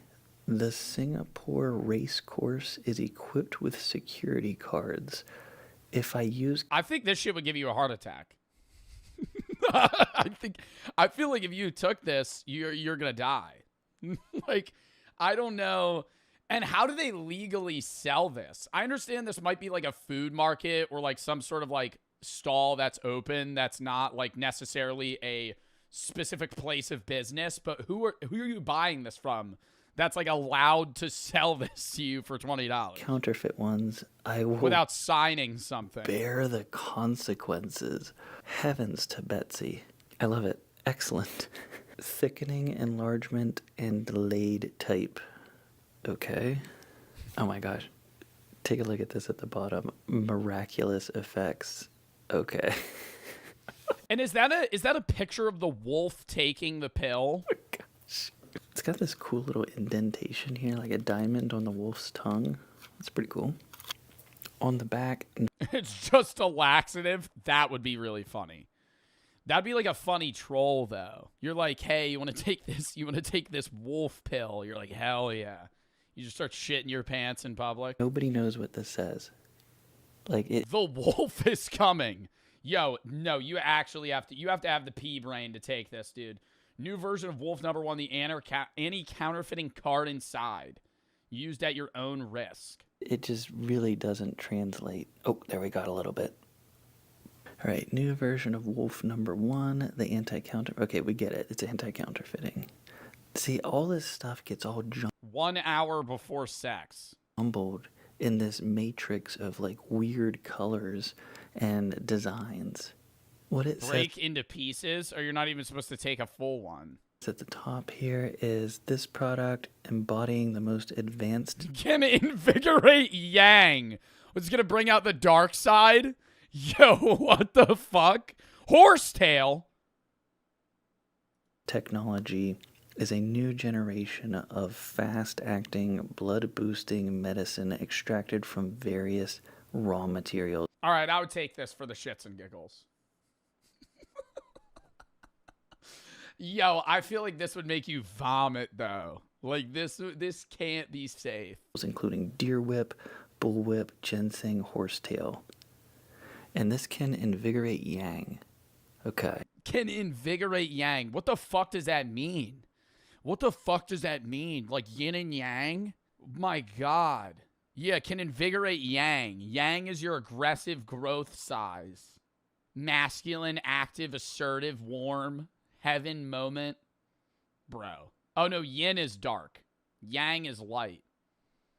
But it brings out the masculine side. There's gonna be some weird shit in it outside of the horsetail, bro. Unsure of the It'd be like bull semen. dose here. It says 1,500 milligram times 8 tablets. But here it says 500 milligram. So that would be 4 grams then, not 1,500 milligram. Yeah, this is So the dosing's wrong. Might as well just take the whole pack. legit just a sketchy mess. Oh, sick.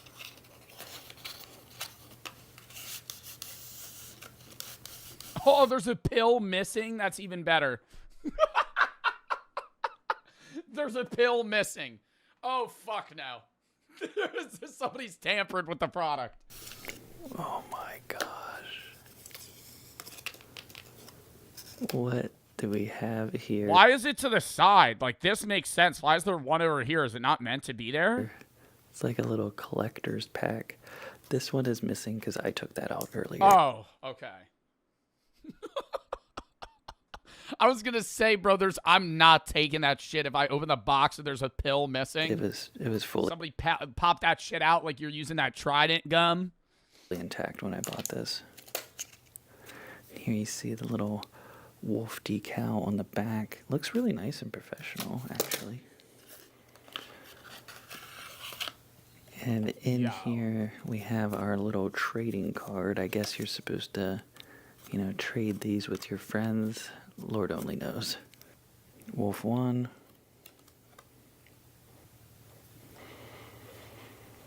So basically this card is just giving you ways to verify. In 2003, they've been making these since 2003 for 22 years. This is a legit product with like the designs, the insignia on here. I think this is just them trying to pretend like it's something special and people maybe buy this. I don't know.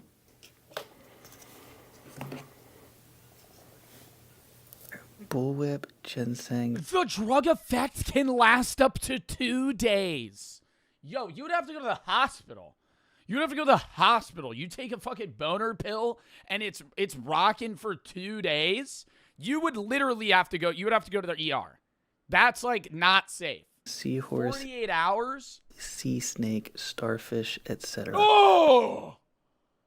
Seahorse? Seahorse, sea snake, and starfish. So they're just putting random animals in this, etc. What does that mean? There's not really... Like, you could do etc. if it was like seasonings. You're listing a bunch of random dead animals that you put in this, etc. What's the etc. after seahorse, sea snake, and starfish? Eel? I've seen this before. Jellyfish? Shark? When they put etc. there, it's like, hey, we're the sketchiest thing in the world. I love it whenever ingredients of things that you ingest into your body just say, and some other stuff. As far as these ingredients go, well, it's just minimal, It's like probably like less than 1%. They don't really need to tell you.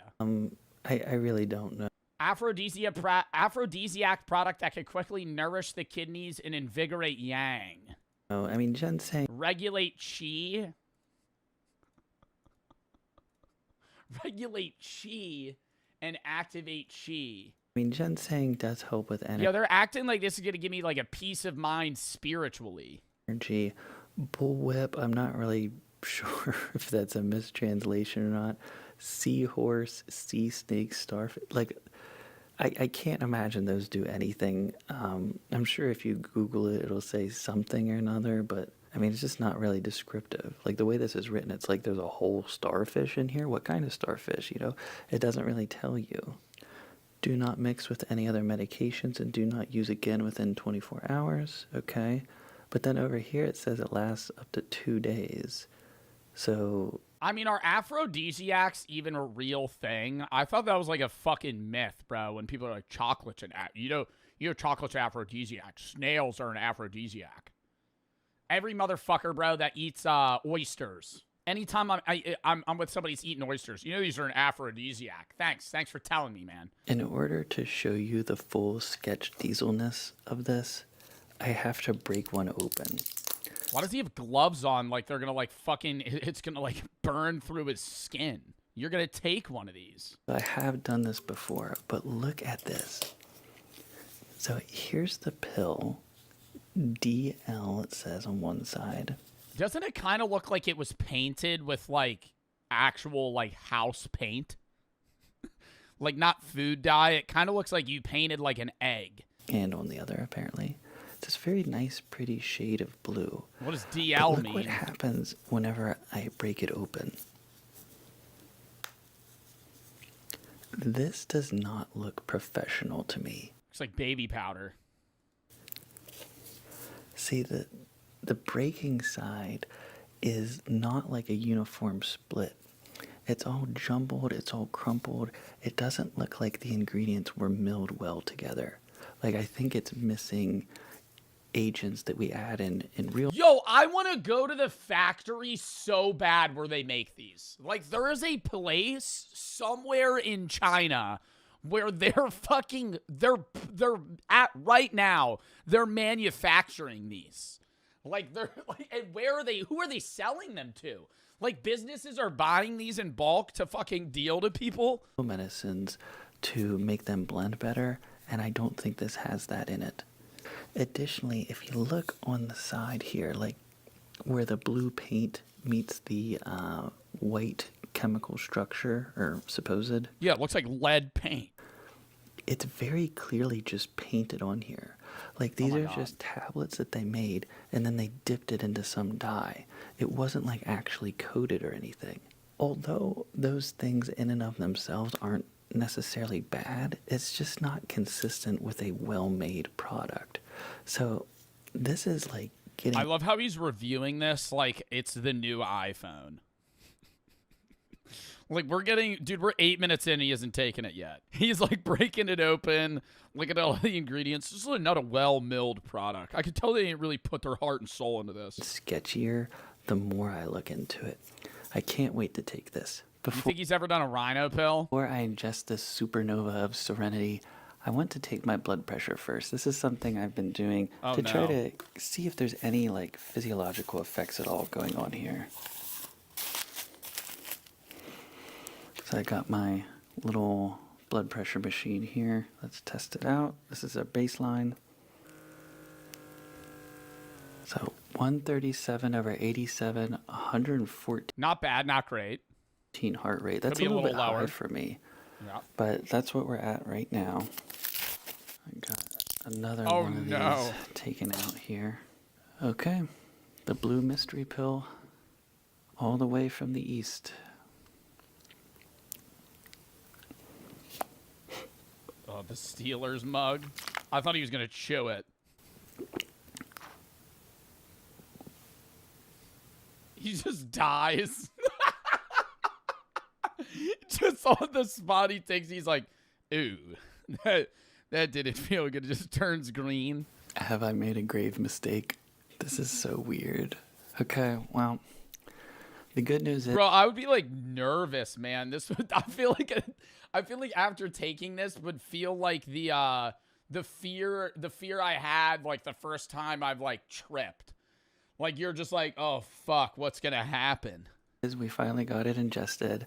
The bad news is I have to go meet my friends now. What? He had to go out? Bro, you're going to a bar after you just took a rhino pill? The equivalent of you just took a wolf pill, you're gonna leave your house? Nah, that's insane. You guys ever chug a bottle of NyQuil? Oh my god, is he doing stand-up? Posted a video of it the other day and someone messaged me and said, mentally challenged. Oh. I said back. All right, but this bit would be really funny if he was just like, you know, just rocking a stiff. He's like, he goes and does the worst bit ever. Yeah, tough crowd. Does the worst bit ever after the rhino pill. Challenge accepted. Oh my god, nobody's laughing. That was not fun at all. You know what this You didn't have to do that. What is that a part of the experiment? You just made yourself go do stand-up. second worst feeling in the world is? Standing on stage and having a crowd of people laugh at you. You know what the worst feeling in the world is? Standing on stage and having no one laugh at you. Oh my gosh. I didn't even get to talk to my friends. Hardly any of them were there. I kept asking people if they wanted to try my sketchy Chinese pill, and they all... Oh my god, this guy at a bar walks up to me and is like, you wanna eat this? See, now that'd be kind of scary. This dude just pulls up to you at a dive bar on like a fucking Thursday. He's like, you want to take this fucking wolf pill with me? I just popped one 30 minutes ago. No, I think I'll pass. all said no. They looked at me like I was crazy. Like, I just want a friend to try funny pills with, and none of them would do it. They were just like, oh, that's weird. I asked one guy, and then I asked the second guy, and then the first guy saw me asking the second guy, and he's like, did he just ask you? And he's like, yeah. He's like, you gotta stop doing that. That's weird. I was like, oh my God. He's just walking to every guy at the bar being like, you want to take this wolf pill? Yo, there's no way. And then everybody at the bar knows who he is. Oh, stop. Like, a guy can't have hobbies? Like, what the heck? Then I got on stage and it just wasn't funny at all. And the pill didn't do anything. I don't even care enough to take my blood pressure. I mean, I will here It didn't do anything? just for scientific purposes, but it did absolutely nothing.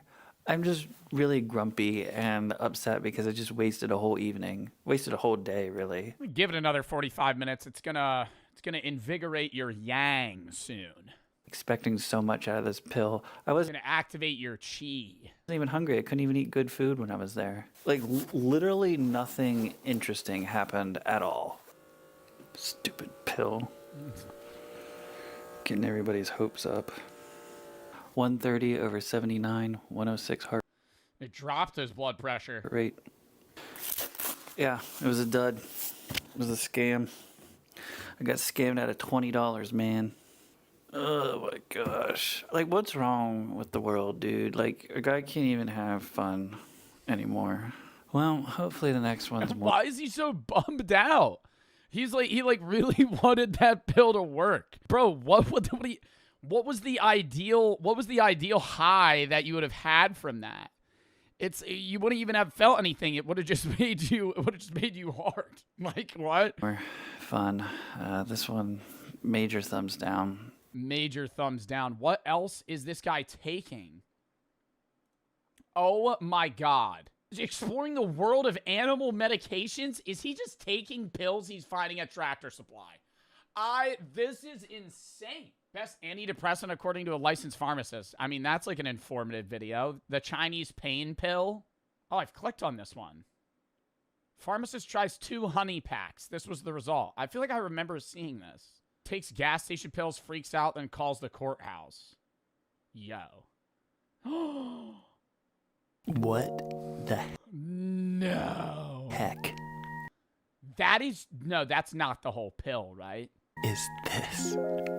My goodness, I've never seen something more comical before in my life. I don't even know what this is supposed to be used for, but lots of people have been recommending it to me.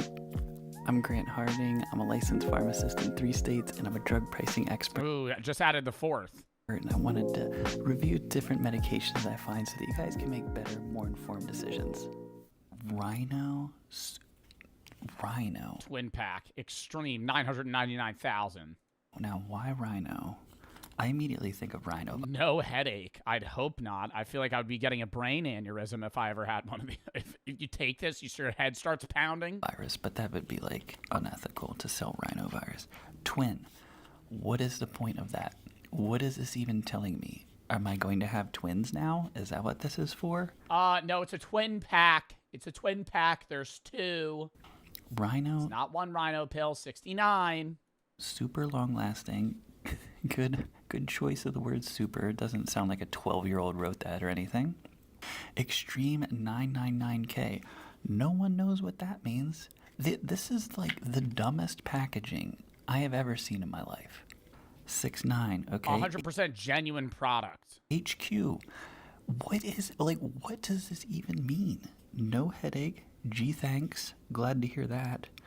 It's got two very unofficial looking seals. Is that the pill that you're taking, or is it in that capsule? I'm fast forwarding. And this is the weirdest part. I don't even know if you can read this. 1 capsule up to 9 days. What chemical lasts 9 days? That is such an arbitrary unit of time. I have no idea what this is. I don't even know why people wanted me to review it. Meth. It's just a tablet of meth. I'm not impressed, and I hate this packaging. Joe really wants to see a boner? No, I want to see... I've never seen a guy take a rhino pill. Like, it literally has this image of a rhino, and then has the same one right here. Like, this... Again, did a 12-year-old design this? Like, I have no idea what's going on. Oh, there's a lot of words on the back. Let's flip around to the back. Again, 1 capsule up to 9 days. Wow, I need to read these. Hold up. Maximize the time of intercourse. Free the premature ejaculation. Better ejaculation control. No limits.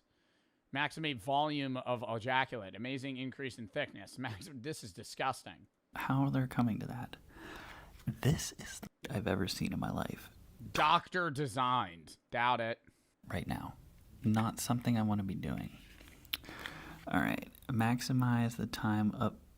This is supposed to be. Dog enhancement. Like, it's all just... right, let's break one of them out. See what the fuss is about. Goji extract. Dang sen extract. Attractiolites. Cinnamon. Kasuda. Dangui. Licorice. And whatever you want to hear, you will what the fuck is that? Find that Dangui is good for insert X, insert Y. These weird supplements that don't have a lot of data around them, it's just hearsay. It's just, what's the word I'm looking for? It's just anecdotal. That's the word I was looking for. So I see that there's a lot of words here printed, but I don't see anything at all. Yo, that shit doesn't expire for fucking 4 years. You know what I mean? There's a lot of words on the company, and they got into some trouble from the FDA. FDA warns consumers to avoid rhino pill enhancement products found at retailers because of undeclared and potentially dangerous drug ingredients. Now, I'm going to have the take that I don't think the Food and Drug Administration needs to put out a warning that you shouldn't take rhino pills. Like, the packaging looks like it's a product from Five Below. Does it not? That looks like you would get that at a Spencer's Wall for $3.99. Got its own little door flaps. I kind of like that. That's kind of cute, honestly.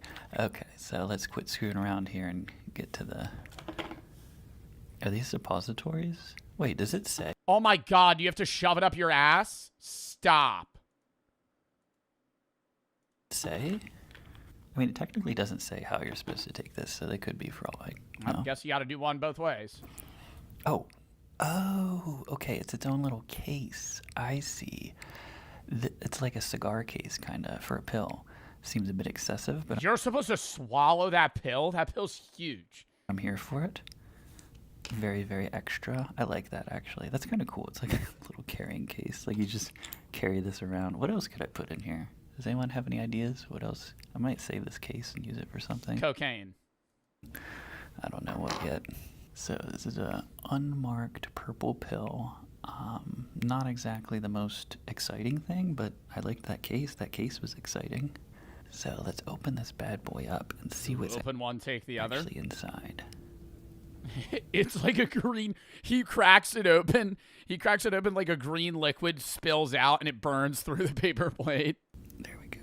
Okay. Oh, Ooh, no. okay. Same Ooh, wait. Why does that look like pellets? Oh, all right. We got some powder.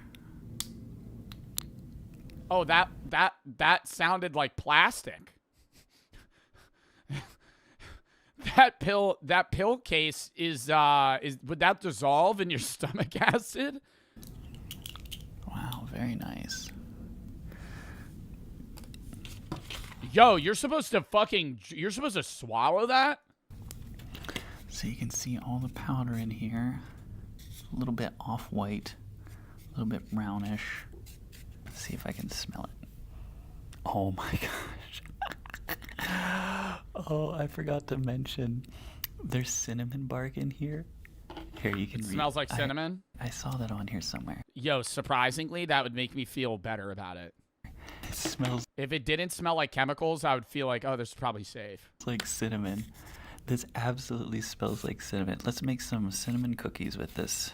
How about that? Oh my gosh, I can't believe this. Wow. Given the fact that I couldn't really find a whole lot of information on all this stuff that's in here, and the fact that they got in trouble by the FDA, first of all, I'm not taking this. Oh, come on!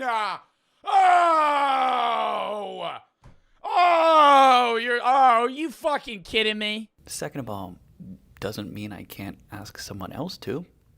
Yo, this guy's a psycho. Well, it's a couple days later, and It's a couple days later. Bar hopped last night. Was asking a bunch of people to take the rhino pill. none of my friends came through. The first one I asked immediately questioned the safety, and I told him we would just find out together.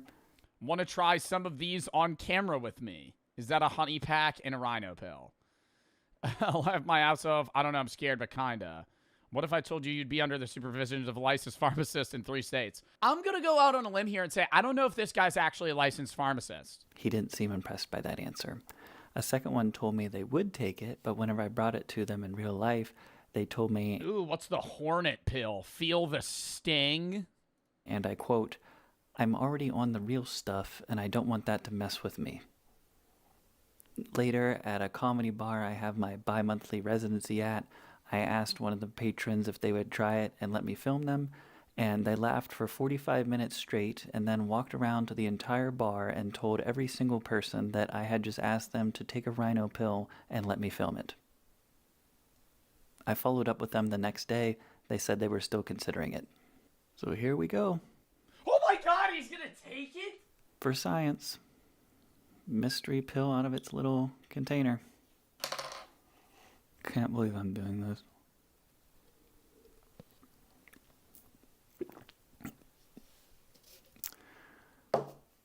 Well, let's hope that was safe and effective. No,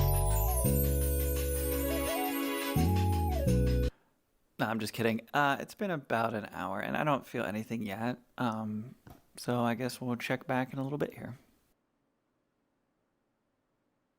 It's been probably about 4 hours now, and I went to the gym, and I didn't feel any different in the gym at all. Came home, I was super tired, and I took a really long nap, like a 1 hour long nap, and now I'm just reading a book, and it was Reading a book. You're reading the Bible after you took a rhino pill. like this whole experience was just a bunch of nothingness. It does absolutely nothing. This is a scam. This is junk. Bros, and they're charging like $20 for that shit? That's insane. Taking a rhino pill and reading the Bible is top tier comedy. Larger, harder, stronger, I don't even know what that means. Work ethic. I love how he constantly talks like mom could barge into his room at any time. He's always whispering. Crash Out's got licensed pharmacists in 3 states and one of the other country's leading drug price experts to get zooted on a rhino pill. Anything's a suppository if you try hard enough. Oh, God.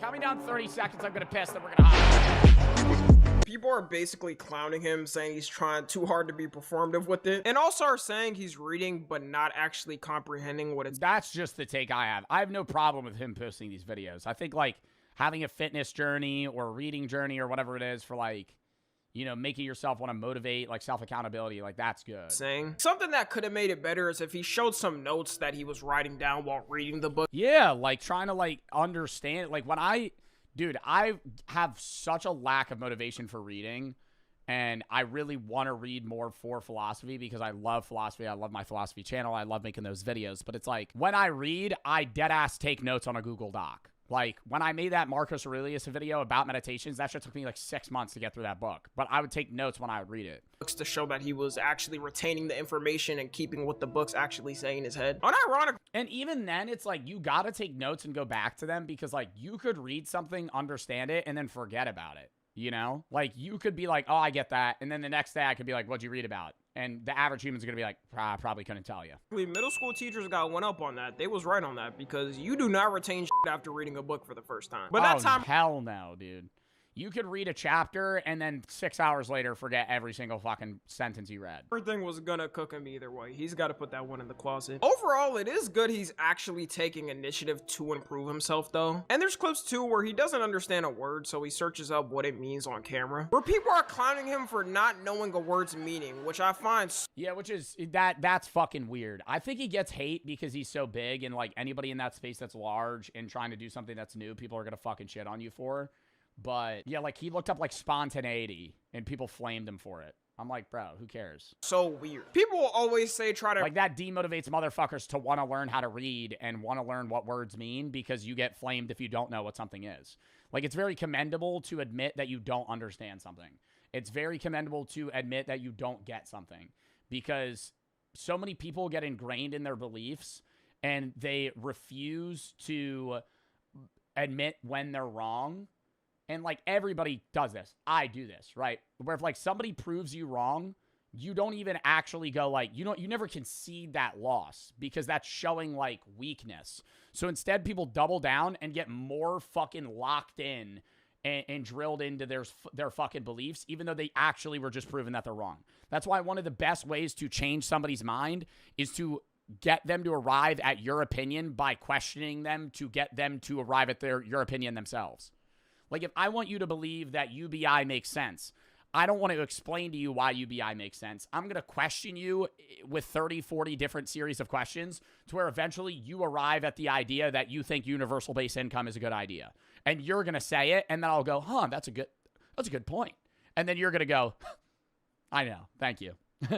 And in reality, I was the guy that made you fucking think of that, right? Because I asked you the million questions to do that, but you're the one that said it. So because you said it, now you believe it, right? But if you tell a motherfucker, no, you're wrong, this is why you're wrong, and here's what's right, they'll never believe that. And it's the same thing with me. People do that to me. I'll be like, fuck you. No, I'm right, right? Like that's how you change somebody's mind. Is by getting like motivational interviewing, like questioning them to arrive at your opinion. Prove yourself by reading books or going to the gym or learning whatever habit. And when you showcase yourself trying to improve yourself, they just clown you. But it's so easy to just dunk on a motherfucker, you know? It makes you feel better to dunk on a motherfucker and be like, no, you're stupid. Here's why. Even though you know, everybody knows that's not going to change their mind, right? Because you're going to try and humiliate them and then they're going to fucking feel like shit about themselves. They're going to be like, fuck you. And then now you're more distanced from each other. 2026 and can't even be curious about... You do that? I know I do that. It's bad I do that. ...about something without getting the sped allegations. Meanwhile, those same people are... Because I love the idea of being like, no, you're a dumbass, here's why. People do it to me too. Fat chuds on the internet that do nothing but comment on people's all day. And we kind of do need more people reading, at least in America, because the amount of people's reading comprehension has gone down is atrocious. I know this as a creator because I'll say something, a person won't even finish the video or just pause on that part, then go in the comment section writing a whole paragraph explaining why they hate me and how my take is wrong. Half the population reads at a 6th grade level here. We gotta start doing reading clubs again. I'm glad to be in the group of Gen Z kids that got out school right when AI was about to hit. Because if I was in school right now, I'll let y'all know, I would be a couple of octaves dumber than I already am. Then there's the fashion pivot. On that same channel, he's posting videos of him learning how to make clothes for his fashion brand, which doesn't have as much hate as the reading, but it's more of the way he presents it, I would say. His fashion brand is called Vivette, and one way he's advertising it is with his own journal. The journal having designs and sketches of what he wants in it. And the way he's talking about this journal and flexing in it, you would think he's writing some new verses for the Bible. Even on the Vivette website, the only way you can see the journal is if you sign up and join the waitlist. So it's clear the journal is the main marketing tactic he has for his whole fashion brand, which isn't an uncommon thing. Every fashion designer has their own type of documentation of the process of making a product. Kanye is somebody who did this a lot and showed off his sketches. It's confusing on Kanye's why did it just get silent? Vision for it, because in different videos he's saying so many things about what it's supposed to be, and he's changing the camera quality on the videos to make it look more like a documentary, which is now being called the performative quality. The funniest one has gotta be your boy for the sub. Him recording himself writing in his journal on a 3DS, which got deleted.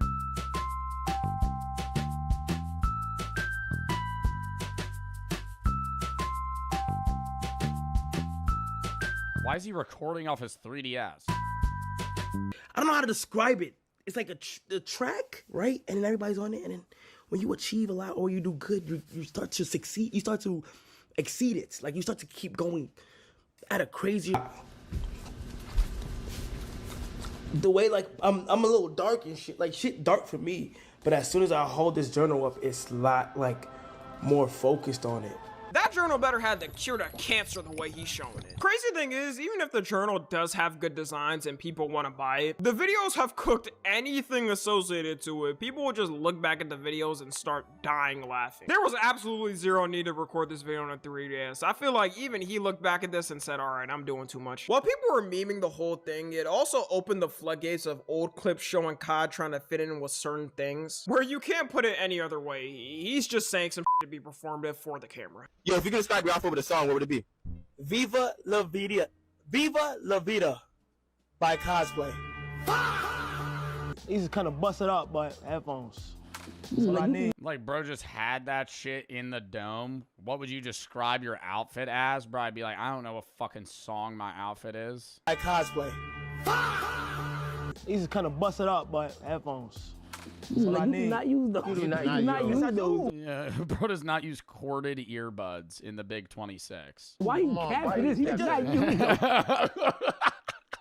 No. Yeah, he do. Look. These are the 16, 15 iPhones. Thank you. These don't work. No, it just broke today. How it broke? Kai, you can use AirPods. We know you're rich, dog. And before people get on my ass for wearing these wired headphones, look back the past 4 years. I've been wearing these in every single video the past 4 years, all right? I'm not faking. Yeah, bro, you need the fucking wireless one. Well, I still use these because these are good with a mic for TikTok. They probably got my ear goop in them. Yep, you got my ear goop. That's how you know I use them. When your earwax gets all stuck in those motherfuckers. I'm not sure why he does it or if he tries to do it subtly so people don't notice much. But in 2026, with all the forms of social media we got, people are gonna be able to tell when you're faking it. I do believe, though, that even with all these performative shenanigans, he actually got into fashion and likes it. You can tell his fashion game. No, I bet he does like fashion. I bet he does want to make good clothing. But it's just like, I don't know. Like, do you think that, like, management or PR or somebody was telling him he has to like do these videos, or he was like, I want to promote it this way? I don't know, because I think he wants it to have its own meaning outside of just him, because it's not like merch. Like, he wants to transcend it from Kai merch, because like it would guarantee, that's how I'm perceiving it, it would guaranteed be successful if he just dropped clothes and was like, yo, my brand, I'm gonna call it Vivette, it's Kai merch, buy it.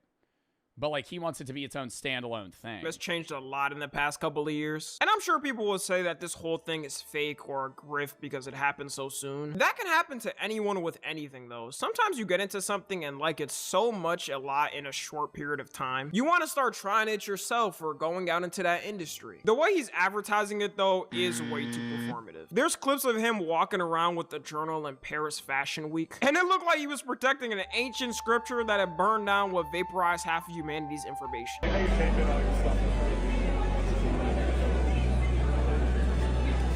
Yeah, like, what the fuck am I watching right now? Like, I have no idea what to, like, why are there so many pictures being taken? What is this? Where, like, this is at a fashion week, but he's just, like, flipping through the journal. Why? Wow.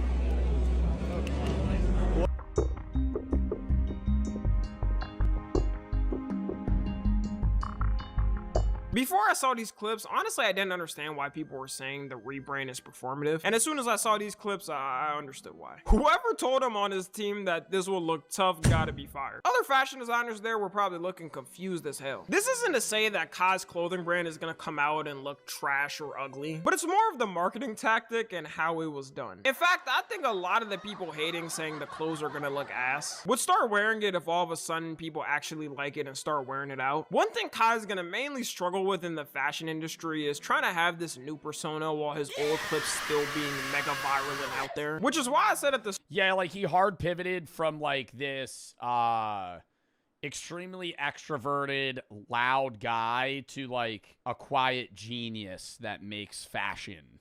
You know, like it's a very big pivot. It's better when a transformation naturally happens on its own and isn't a hard pivot, because not only is he gonna get low broed by the fashion elites there and they'll just see him as the streamer guy, also it's the clips and what type of streamer he was, doing a bunch of goofy stuff for stream. It's way easier for you to be a small content creator and have collabs with bigger content creators, because content creators are usually more genuine, which can lead to you blowing up and having your own career. The fashion industry is just like the music industry. It's cutthroat. They'll tell you if your shit is ass, or a company will deny making the clothes because they don't think it will sell well. And people memeing this whole thing is definitely not helping potential fashion collaborators take it more serious. The whole jump into it was very fast though. It was only 3.5 months he was gone before doing this whole change. I feel like minimum you need a year for something like this. I guess for now we're gonna have to wait and see how it goes. And was he mentioning it before? Like before the Mafiathon 3, was he like, I don't know. Like, did he say, I'm gonna make a clothing brand?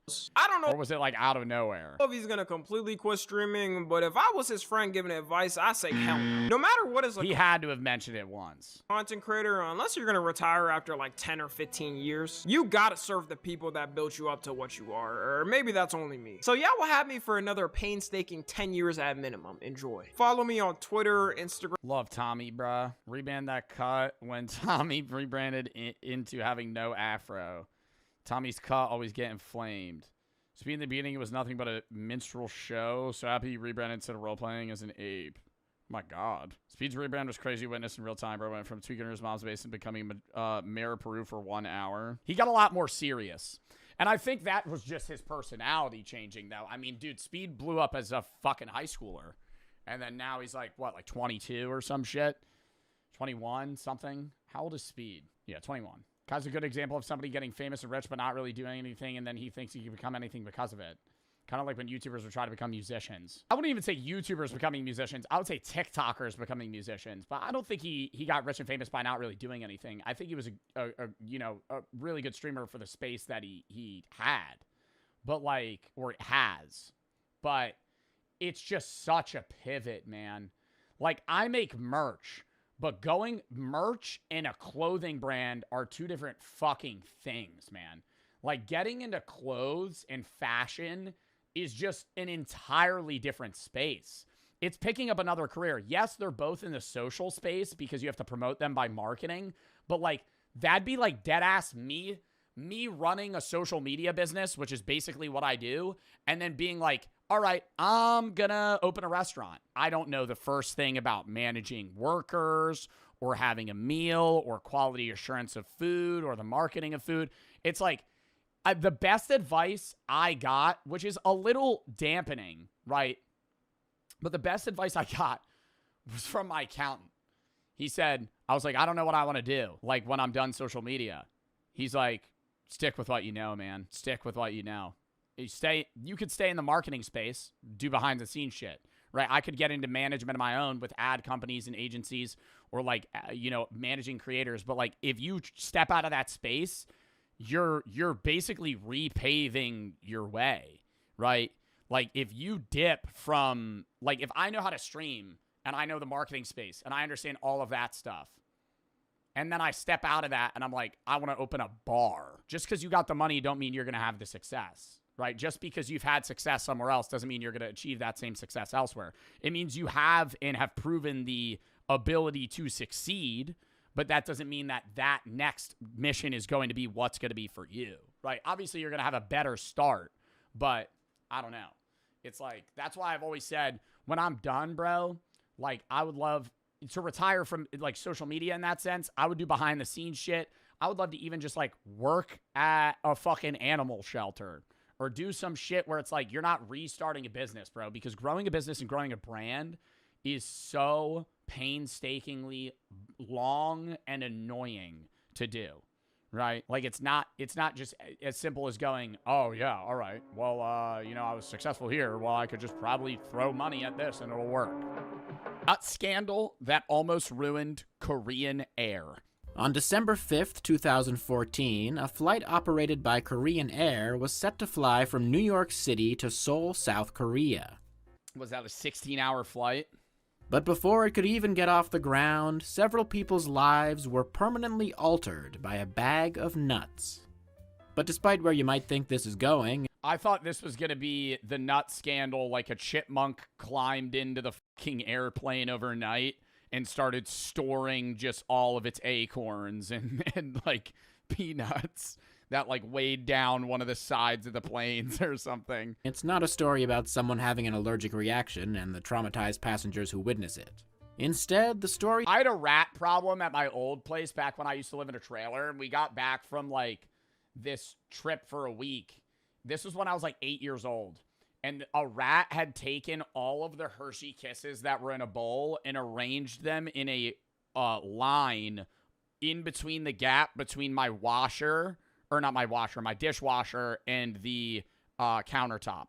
Because it was like, there was a gap about this big, and there was just a line of Hershey Kisses all the way from the back to the front. It's very weird. Never found out why it did that, but I had a rat problem. I remember there was a rat problem.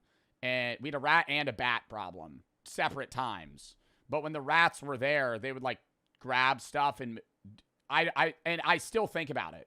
Like to this day, I'm like, why did it do that? I know it was storing the food in some way, but it was like so not perfectly organized, but it was like almost perfect. Like it was just like lined. Like he like individually carried one over every time. Instead, the story centers around Cho Hyun-ah, also known as Heather Cho, a vice president at Korean Air who was sitting in... Did she have a nut allergy or something? ...first class for that flight. As the plane was preparing to take off, a flight attendant handed Mrs. Cho a bag of macadamia nuts. And this is when all hell broke loose. The CEO or like one of the heads of the company gets a bag of macadamia nuts. Macadamia? You know I only eat cashews. How dare you? Cho was instantly enraged because she was served the nuts in a bag instead of in a bowl. Yes, that's... Oh my God. Like that enraged her? I get maybe it'd be like policy to like put them in a bowl for first class. But if you're the CEO, I'd be like, you guys are supposed to put this in a bowl and move on. Not, oh, what do you think I am, some poor person? Sitting in coach? Are you going to offer me next a Biscoff cookie? Who do you think I am, some peasant? The grave offense that's... Next you're going to offer me fentanyl, I bet. That's why I do it in the back bathroom. ...started this whole thing. Cho began screaming at the flight attendant, a woman named Kim Do-hee, reportedly yelling, "What kind of service is this?" and berating her for a minute before realizing that she should really be yelling at Kim's boss. So she called over the cabin crew chief, Park Chang-jin, and began screaming at him instead, throwing the bag of nuts against a wall in the process. She asked Park why she had been served macadamia nuts in a bag instead of in a bowl. To which he replied, and imagine being a customer.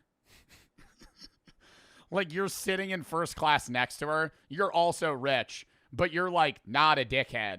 And you're going, whoa, this is like out of a movie level of like fucking, privilege. You care that bad, just tear it open. The only thing that warrants this level of anger is if you're handed a Nature Valley bar in first class in the package. And it's like an older plastic one that's really hard to tear, and you just know it's going to go everywhere. Like, that would be the problem. Simply following the official Korean Air service manual. Cho then demanded that they bring her... I'm not dissing Nature Valley. I'm saying if you have a Nature Valley bar it's like in that situation, I'd be like, all right, can you open it for me? Because the entire pain of a Nature Valley bar is opening a Nature Valley bar. Whereas, like, you're just tearing open a bag of nuts. Cho then demanded that they bring her the service manual to prove it. So Park grabbed a tablet which had the manual on it. Nervous from the situation, he accidentally mistyped the password for the tablet, causing Cho to get even more upset. But once he was able to get the manual open, he showed Cho proof that the flight attendant had correctly followed the guidelines for the cabin crew when it comes to serving macadamia nuts. Oh, so it literally, like, they're right. So she's also just a shitty CEO that doesn't even know her own manual. Like, they didn't even fuck up. She's just crashing out for no reason. That's wild. Do you think it's like a germ thing? You're not supposed to give them in a bowl because it's like, ooh, loose nuts. And if they had a whole that's kind of weird thing dedicated to that, I can only imagine how long that manual was. It's just a shame that they didn't have a section for— Dude, serving nuts is really a rich person thing. You ever been to a shitty fucking, like, restaurant or, like, small eat spot and, like, one of the menu items is, like, mixed nuts? $9.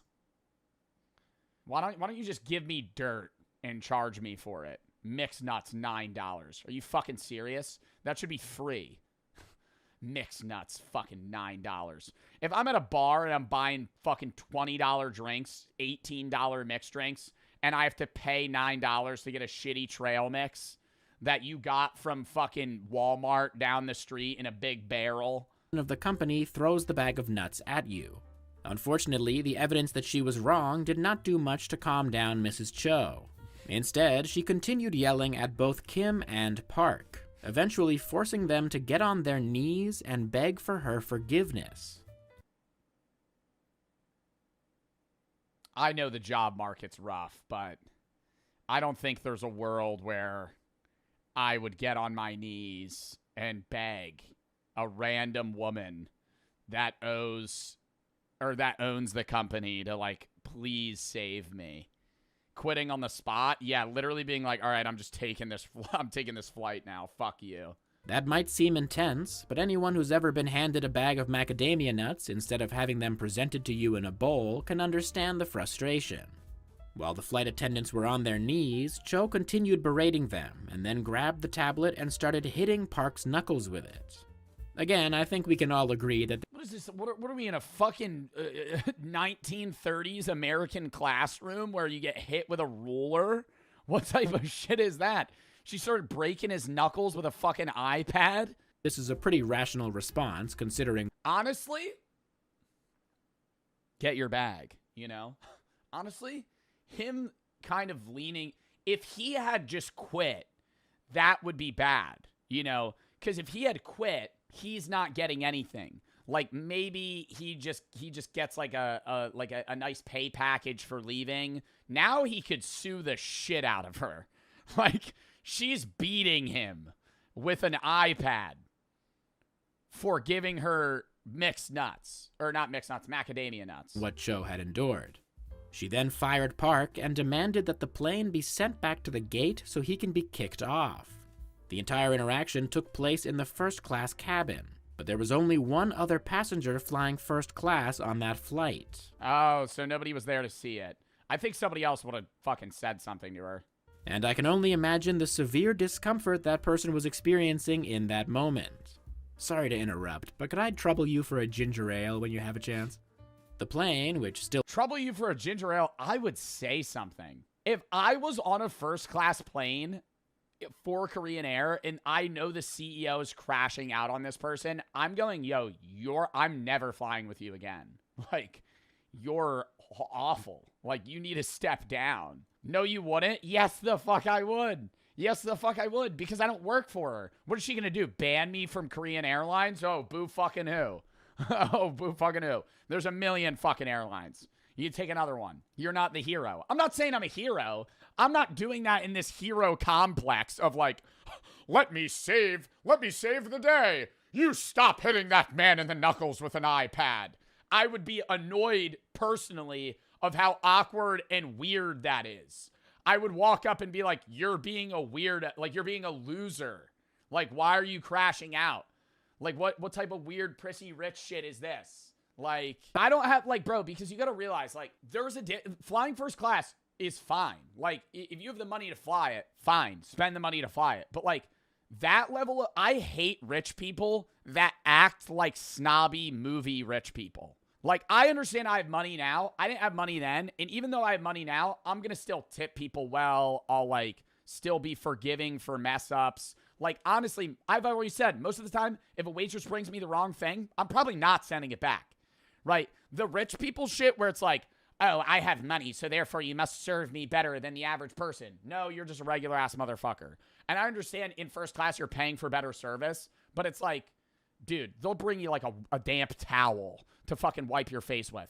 I flew first class one time, upgraded, and it was paid for by a company that was taking me somewhere. When I sat down, they handed me a wet towel. I went,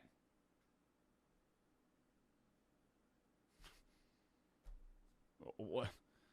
Like what am I? It was a hot, wet towel, and he handed it to me, and I went, like, what am I supposed to do with this? He's like, it's for your hands or your face. I went, okay, and I just like put my hands with it, handed it back to him. I'm like, this is the most useless shit ever. That's the type of rich people shit I don't understand. I have money now. I'm like, that is stupid. Like, why are we doing that? Why are we doing that? What do you need? Well, I need a warm towel for what? Like, I'm sitting on a fucking airline. Just give me, like, a drink, and then I'm fine. Here's a water. Thanks. That's all I need. The fact that he's Korean. Don't worry, Park. We'll let you buy a ticket back. The flight then took off 46 minutes late. What's the most rich person thing you've done? I buy Main Plus when I fly now. I don't sit in the back of the plane, but I don't buy first class. I get Main Plus. 6 extra inches of leg room and a free checked bag. That's balling. I spend, if I'm flying, if like regular coach is like $400, I'll pay $650 for more leg room. And is it a waste of money? Yeah, sure. But like, that's why, like, I have the money for that. I don't have the money. I do have the money. I could fly first class, but it's stupid to fly first class. Like, that's just like, you're full on wasting money. Cause like Main Plus is $650 if coach is 4. First class is like $1,400 for a 4-hour flight. Or like a 3-hour flight. Like, I'm not paying that. Like, I'm just getting conned. You know, but if I was flying like to like Asia, like if I ever fly to like Thailand or something, I'd buy one of the lay-down seats.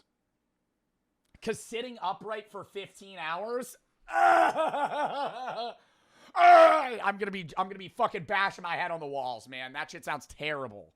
Like, that I would pay the money for. What's the most rich person thing I've done though? I don't know. Like, I don't know. What do you mean by that?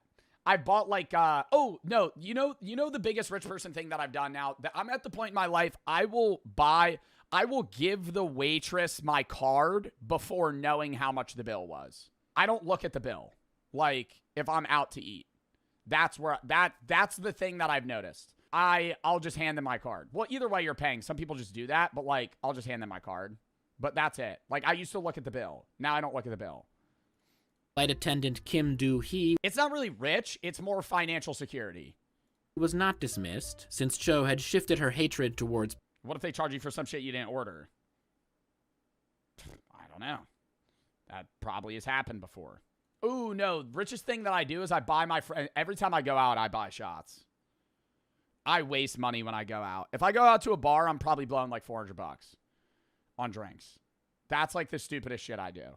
But it's like, I'd rather, like, I would want my friends to do that if they had money. So it's like, I want to do that shit. Like, I have money, I go out with my friends, I turn, like, they're all talking, I turn around, I have a tray of shots. Like, it's fun. Like, because I could spend that money. Yeah, gambling, sure. What else? I don't know. Way back, I was financing my car, and I had, like, it was like 3 years that I had to finance this car. And like a year and a half in, I went, what the fuck am I doing? And I just paid it off. Like, I guess that. It was like, I was just like, why? Just buy it. But we can only imagine the tension in that first-class cabin during the flight. And it's a good thing the moist towelette was the right temperature. Otherwise, we would have had to run the whole thing back. See, that's what I'm saying. This moist towelette. That's the thing they run on every airline. Why am I getting a moist towelette? I've never been somewhere where they do that. It's weird. I don't want that. Why are you giving me a wet towel? It's like, honestly, I get, it's nice that it's warm, but it's like, ugh. Like, I don't... Why? Now, if you've heard this story and you're wondering how Heather Cho had enough power to not only fire the cabin crew chief for something this trivial, but also to turn the plane around and order it back to the gate, allow me to provide some context. Mrs. Cho was not just a vice president at Korean Air. She was also the daughter of Korean Air chairman and CEO Cho Yang-ho. Oh, so she's like a Nepo baby. You see, large South Korean conglomerates, known in the country as chaebols, are often controlled by powerful families. Members of these families are practically nobility, which is why everyone unquestionably obeyed Heather Cho throughout her macadamia nut tirade. Following the whole thing, Korean Air went out of their way to silence the incident and prevent it from getting into the public eye. I'd take $2 million to not say anything. If I'm one of them, I'd go, give me $5 million. Retirement money. I won't say anything. You don't need it? No, but I'm saying if you're an average worker, I'd be like, I'd rather get $5 million and just dip.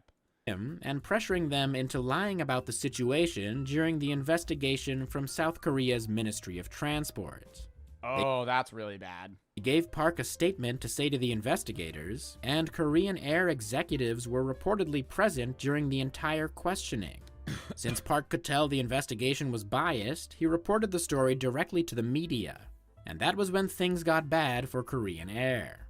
They immediately issued a statement addressing the situation, apologizing for the inconvenience, but saying that it was Heather Cho's responsibility to enforce the procedures of the cabin crew, and she was simply doing her job. Not sure what kind of job requires you to attack your employees. To hit him in the knuckles with an iPad and make him get on his knees. I think if anything, it'd be like, hey man, you're doing this wrong. But maybe she was just making sure their combat skills were up to par. Their justification for Park being fired, despite him being totally in the right, was that he hadn't produced the proof quickly enough.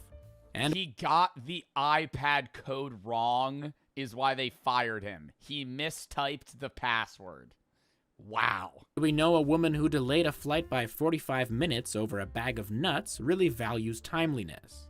No, and that's like, dude, people always go, oh, 45 minutes, you know, your flight's delayed, that's not too bad. But you got to realize, like, a flight getting delayed like 20 minutes is a butterfly effect for the rest of that day, is what's so fucked. Like, if you have 1 hour, if you have a flight in the morning get delayed by an hour, every flight on that plane for the rest of the day is now delayed at least an hour.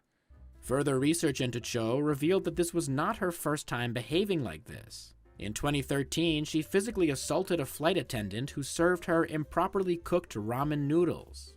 This woman really is a hero for everyone who despises airline food. Cho was also involved in a separate controversy that same year when she traveled to Hawaii to give birth to her twin boys, therefore allowing them to be US citizens and avoid the South Korean mandatory military service. And in the interest of efficiency, maybe she was even able to clobber some flight attendants on the journey there. In fact, it seems most of the Cho family has a history of mean behavior, with Heather's sister, brother, and mother all involved in water rage? What is it? What is it? What, nut rage. Brother of Nut Rage Heiress injures mom in Christmas Day feud over power control. Or mum. Korean Air matriarch receives suspended jail sentence for abusing domestic staff. Why are they always hitting their employees? Similar scandals. So the public wasn't buying the half-assed apology, and sales of Korean Air flights had dropped by 6.6%. Finally, the airline was forced to admit defeat. Cho Yang-ho stood before journalists and publicly apologized for his daughter's nut rage, calling it a foolish act and saying, "It's my fault. As chairman and father, I ask for the public's generous forgiveness." He also said that his daughter would be resigning from her positions at Korean Air. Heather Cho herself then stepped up to apologize in front of the media, hanging her head in shame and announcing that she would also be personally apologizing to Park and Kim. She reportedly went to their houses to do so, but neither of them were home, probably busy looking for jobs. So she left them both notes saying sorry instead. They didn't get, bro, she left them a note saying sorry. Oh my God. Why don't they just give them money? Like, I know that's like a sweep under the rug thing, but if it's like, you're gonna abuse those employees like that and then fire them, it's like, give them $1 million. And then it's like, it's not all as good, but it's like, okay, you know, I got something out of this. Glad she handled this apology like she was delivering a package that required a signature. Still, the backlash had reached a new level, with some people describing it as a national embarrassment and proof of chaebol power abuse. The whole thing was then taken to court, where Heather Cho was found guilty of obstructing aviation safety and sentenced to 10 months in prison. She was released after 5. And I honestly have no idea if that's too much of a punishment or not enough. Korean Air was also fined Yeah, I don't really know. I've never been presented woman crashes out for getting nuts and hits guy with iPad. $2.57 million by the Transport Ministry for the incident, as well as being ordered to pay $45,000 to Park for what he Bro, what? Why is the ministry suing for $2.57 million and the employee gets $45K? Like, what type of lame-ass shit is that? Why is the ministry not giving that money to him? $40K? Bro, $40K? Are you serious? So he just gets a yearly salary. Yeah, that's good, but it's like, bro, like, you were a part of, like, a big-ass thing with, like, Korean Air abusing employees. and led to a revision in the South Korean aviation laws, increasing the punishments for disruptive passengers.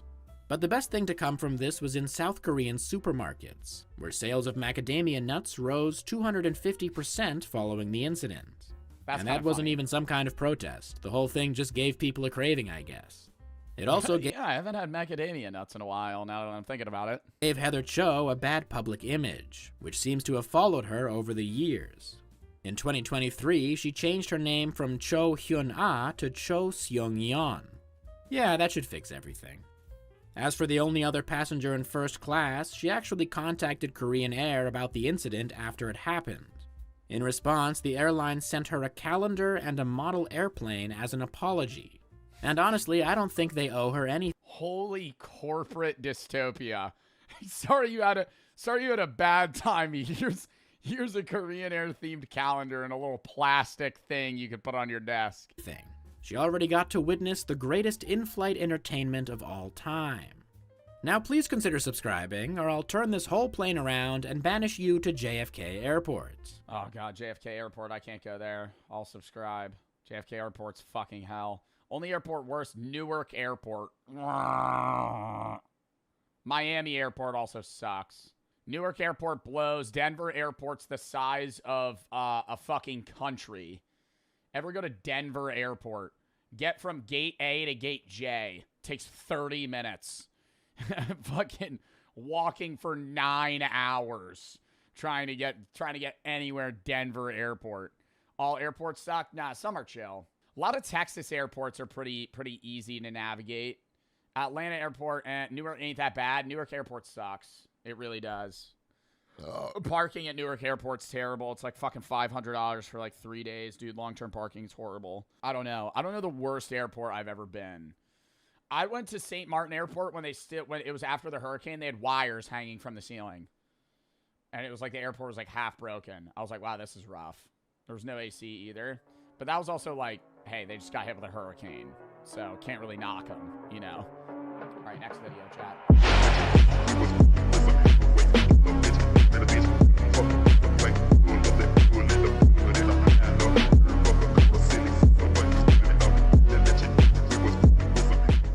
Make sure there is something, you know, for them to sit on to remove their shoes. It might be fine for a 20-year-old to sort of whip off their shoe whilst looking like a flamingo standing on one leg.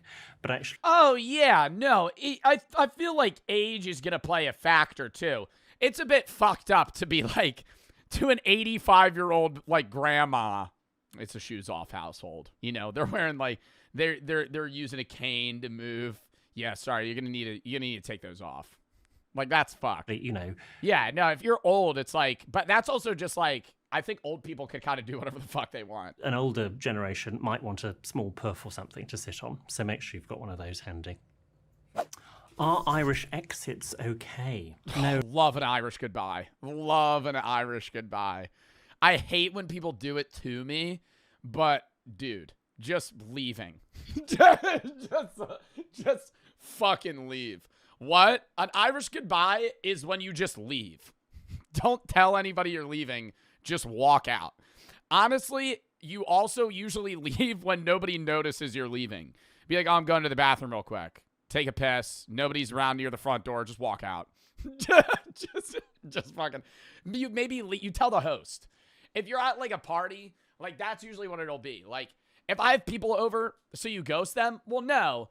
Like you would tell dude, it's like say you're at a party, there's like 20 people, bro. I don't want to say bye to everybody. And then it's really weird and you're like, all right, I'm leaving. And then everybody goes and looks at you. Just fucking, you walk up to the person and be like, I'm leaving. You know, anybody in the area you say bye to, and then you just fuck off. Not really. I mean, the only time, I think I did one once where it was at a wedding and the couple was so paralytic. I thought even if I do say goodbye to them, there's not a hope in hell they're going to remember it. So I did just go, and my taxi had arrived and had sort of been waiting. They were that fucked up at their own wedding? Sufficiently long enough that I was going to start getting charged. But no, generally you do at least need to say goodbye to one, if not both of the hosts, whatever you are at. Isn't life a bit short to be worrying about these things? Unless you're at a bar. But that's a little sketchy. If you're at a bar and you just leave, like normally my friends would tell me they're leaving if they're at a bar. Because if somebody just left, I'd be like, are they like drunk driving home? I'd be like, because usually you kind of Uber like with other people. Yeah, at a bar, it's like you're kind of in a group. You're missing the point. What if they get kidnapped? Yeah. Well, I also think men Irish goodbye more than women. Because it's like, that'd be like unsafe. Like if a woman just disappeared out of a group, I think other women or men in that group would be worried. They'd be like, where did this person go? I don't think life is too short to worry about other people. That Irish goodbye, it's usually like guys. Like my friend Jay will just leave. I'll just walk out. People's feelings. I think life isn't long enough. Do Jen's... Or he'll walk, dude, if I'm the host, he'll be like, I'm Irish goodbying. So it's like, it's not really an Irish goodbye, but he's only telling me that he's leaving. That's where you tell the host. You tell the host, you're like, I'm leaving.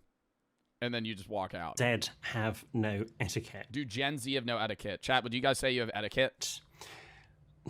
I actually think Gen Z are probably more aware of how their actions impact others than generations above them. Certainly from my own experience, when I have had millennials come up to say hi to me in the street, and I am a millennial. He went millennials. They're quite entitled. They sort of feel as if you have to stop and talk to them, and it's sort of their right that you do that. Whereas all the Gen Z people are so cautious. They're conscious if I'm chatting to somebody already in the street, they will wait until I finish my conversation. They will come over and say, oh, I'm so sorry, would you mind if we just awfully sort of said hi or got a photo? So no, it's not all doom and gloom with Gen Z. Have you ever had... Nah, I think that's person to person, bro. That's not generation shit. You know how many times I've ran into people that I haven't seen in a while at like a gas station, and they're like, oh, let me take this time to have a 20-minute conversation. And I'm like, bro, I gotta go. You know? If I see somebody I know, I'm just like, yo, what's up, bro? How you been? Good? Oh, awesome, bro. All right, I'll catch you. Like, fuck. A pajama day. Yes, when I was ill in hospital. But other than that, I wear clothes. Pajama day. Okay. Thought you might dress up for the occasion, but there we go. Oh! Start the car. Is lying okay to be polite? Oh, great. Ooh. Yeah, like little white lies. Yeah. I think that's fine. Like if it's something like, does this look weird? No. You're indifferent. You know, it doesn't look weird, but it's like, you know, you kind of get what they're saying, but you just don't want to fucking have them like freak out and be like insecure about their outfit or something. No, it looks fine. Let's go. Big question. Yeah, if it protects someone's... You're lying to Brooke? No. ...feelings, then yes, I think it's okay to... A little white lie is fine. A small lie, nothing sort of massive. You know, that's a lovely shacket, for example. You could say, just riffing. What a lovely part of the world we're in. It's so quiet. You know, that would be fine if you want to sort of lie to protect Why would you just randomly do that? Feelings. Like you're just... but yeah, I feel like a white lie is like somebody asks you a question and you respond with a lie to make them feel better. I wouldn't... If it's a malicious lie, then that's when it's not... Yeah. Then it's not good. What is your pet peeve when it comes to etiquette? It's niche. Probably doesn't annoy many other people. When People say you can't toast with water, it's unlucky. That was correct 500 Never heard that. years ago, where the water was full of cholera. We're very fortunate to live in a society, certainly in Britain and most of the Western world, where the water is absolutely fine and is not full of bacteria. If you are Muslim, Hindu, a recovering alcoholic, pregnant, on very strong antibiotics, underage, or just don't want to drink that particular evening out of personal preference, what are you going to do? You can't suddenly just have a sip of wine to be polite. You can toast with any cold drink. I wouldn't toast with tea or coffee. Oh, toast. I thought he said taste. But water, it's absolutely fine. And so, again, it's niche, but it's when people try to sort of say that particular rule, not realizing the origin of it. And for me, and I spend a lot of time trying to research where we get these rules from. Yeah, no, I think that's fucked up to be like, no, you have to drink, especially if they're pregnant or an alcoholic. What? Now, I think there is something different, though, if your friend's like, if I'm out at a bar and everybody's drinking and I'm like, let's all get shots, and my friend's like, nah, I'll be like, come on, you know? Don't be lame. But if he says no again, I'll just be like, all right. Like, I'm not going to force him to drink, but I'll be like, nah, bro, come on. You're good for one, you know? How we have ended up, that particularly annoys me because there's no logic behind it, and the rule has got to make sense. If it doesn't make sense, you can get rid of it as a rule. Should you make your bed in an hotel? No! Well, depends on the type of hotel you're in. I would say if you're paying for housekeeping or you've requested for housekeeping, then no, there's no need. Why would you make your bed in a hotel? You don't want to make your bed look like an absolute sort of bombs hit it before you go out for the day and put the please make up my room sign. Oh my God, I don't think it cares, bro. If I'm at a going to a hotel is like shit scattered everywhere. I'm living out of the suitcase. I just have stuff and trash in a corner. Clothes are on the ground. It's like a pigsty, bro. Like, I don't give a fuck, right? Because I'm only there for like 2 days. On the door, but you don't need to do it yourself because that's part of what you're paying for. You don't get a reduction in your room rate. So, no, you don't need to make your bed. Just tidy up nicely.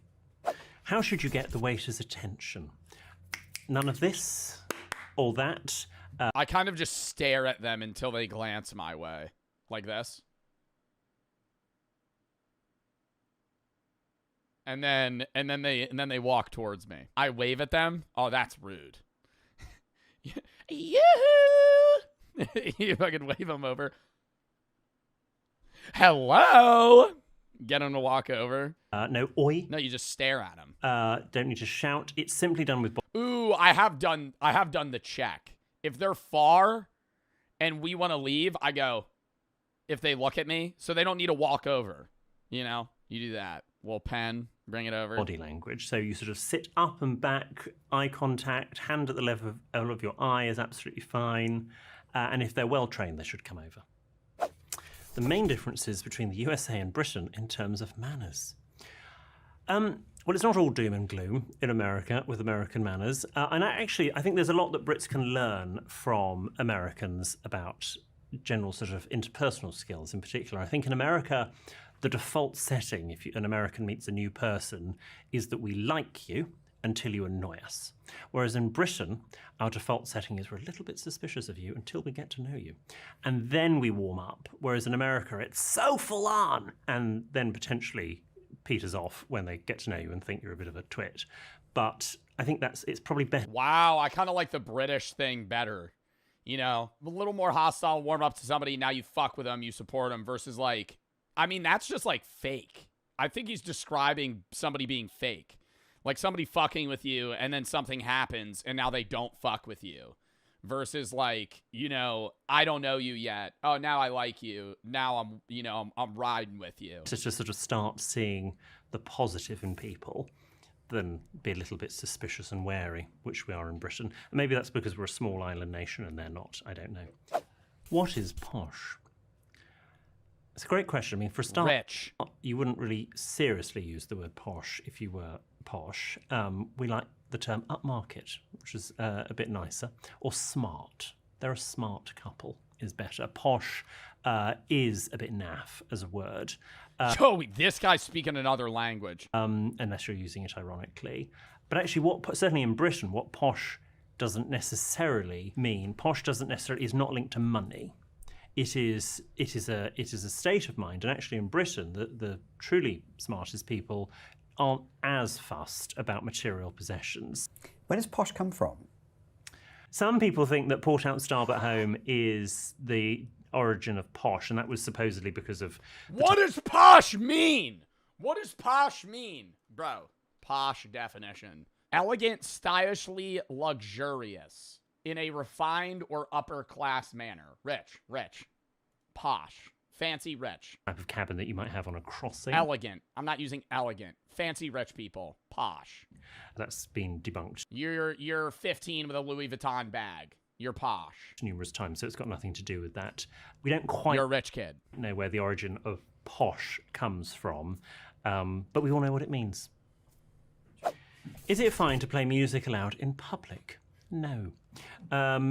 Again, watching videos on your phone without headphones, playing music just because you're... Yo, guys at the gym that don't have earbuds and play music out of their iPhone.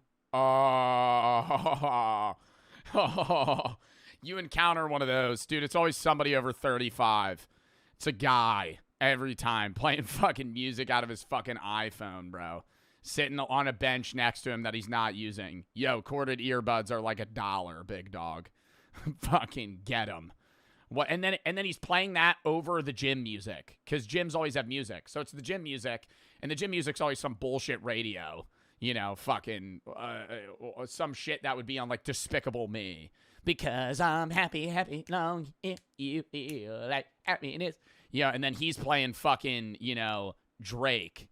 And you're listening to something else. So now you're hearing 3 things at once. It's horrible. Phones can doesn't mean to say you should. I want to come up with some sort of GoFundMe type thing where we all can carry around sort of, you can't get on public transport anywhere in the UK or indeed elsewhere. But we GoFundMe where everyone has at least 5 pairs of disposable, very cheap headphones that you can just sort of pass out to people and go, would you like these? And hopefully they get the message. That would be nice. Should you wear hats indoors? Oh, great question. No. I mean, so a gentleman's hat, such as a fedora, a Homburg, a baseball cap, they are all considered accessories. So you a fedora? Yo, if I see somebody wearing a fedora, I think if I see anybody wearing a fedora anywhere, I'm going, yo, what the fuck? What the hell is that fashion choice? My lady, a fedora inside. Dude, the one hat that's badass that I think people wear is like that British cap. What is that called? This. Not this color, but this hat is fucking sick. I love this. If you wear that inside, who cares, bro? Yeah, flat cap, like some Peaky Blinders shit. Yo, that's a sick-ass hat. Remove it when you come inside. The exception to that would be hotel lobbies or department stores or lifts, because you are transiting through them. But if you are walking into a restaurant, you're walking into a friend's house, for example, an office block, that type of hat comes off. If it is a sort of... All right, but what if you're not wearing the hat? It's kind of just like resting on top of your head. Like if you're, like a 25-year-old Chad, and it just kind of sits on top of your head. Traditional lady's hat. And you don't actually push the flat brim down. Looking like a hat you'd wear to a wedding or to Royal Ascot. That's often plumbed into the hair. It is considered part of the whole outfit, and so they may stay on. So it depends on what type of hat, but generally... So wearing it? No. Dude, that annoys me more than anything. What would that even be called? Where somebody wears a hat on their head, but they don't push it down? It's different if, like, your hair is just big, or you have like, what is it called? Like not 4C, but like thicker hair. But like guys that have my hair that just rest the hat on top of their head. Dude, there has like this. Oh my God. I found an image. Hold up. Like just resting on the head. It's not like hunkered down because they don't want to fuck up their hair. Like, it's different if you have thick hair and it's like, okay, that would actually just, like, mush your hair down. But, like, dude, just having the hat rest on top of the head. Most hats backwards are outdoor. They're there to protect you from the sun. There's not a lot of sun indoors. Which country has the best manners in the world? The title of the video. Well, I want to probably say Japan. I think they're very respectful in Japan. They're probably the only country that make the British look relaxed. I think that's probably my take on Japan. Etiquette-wise?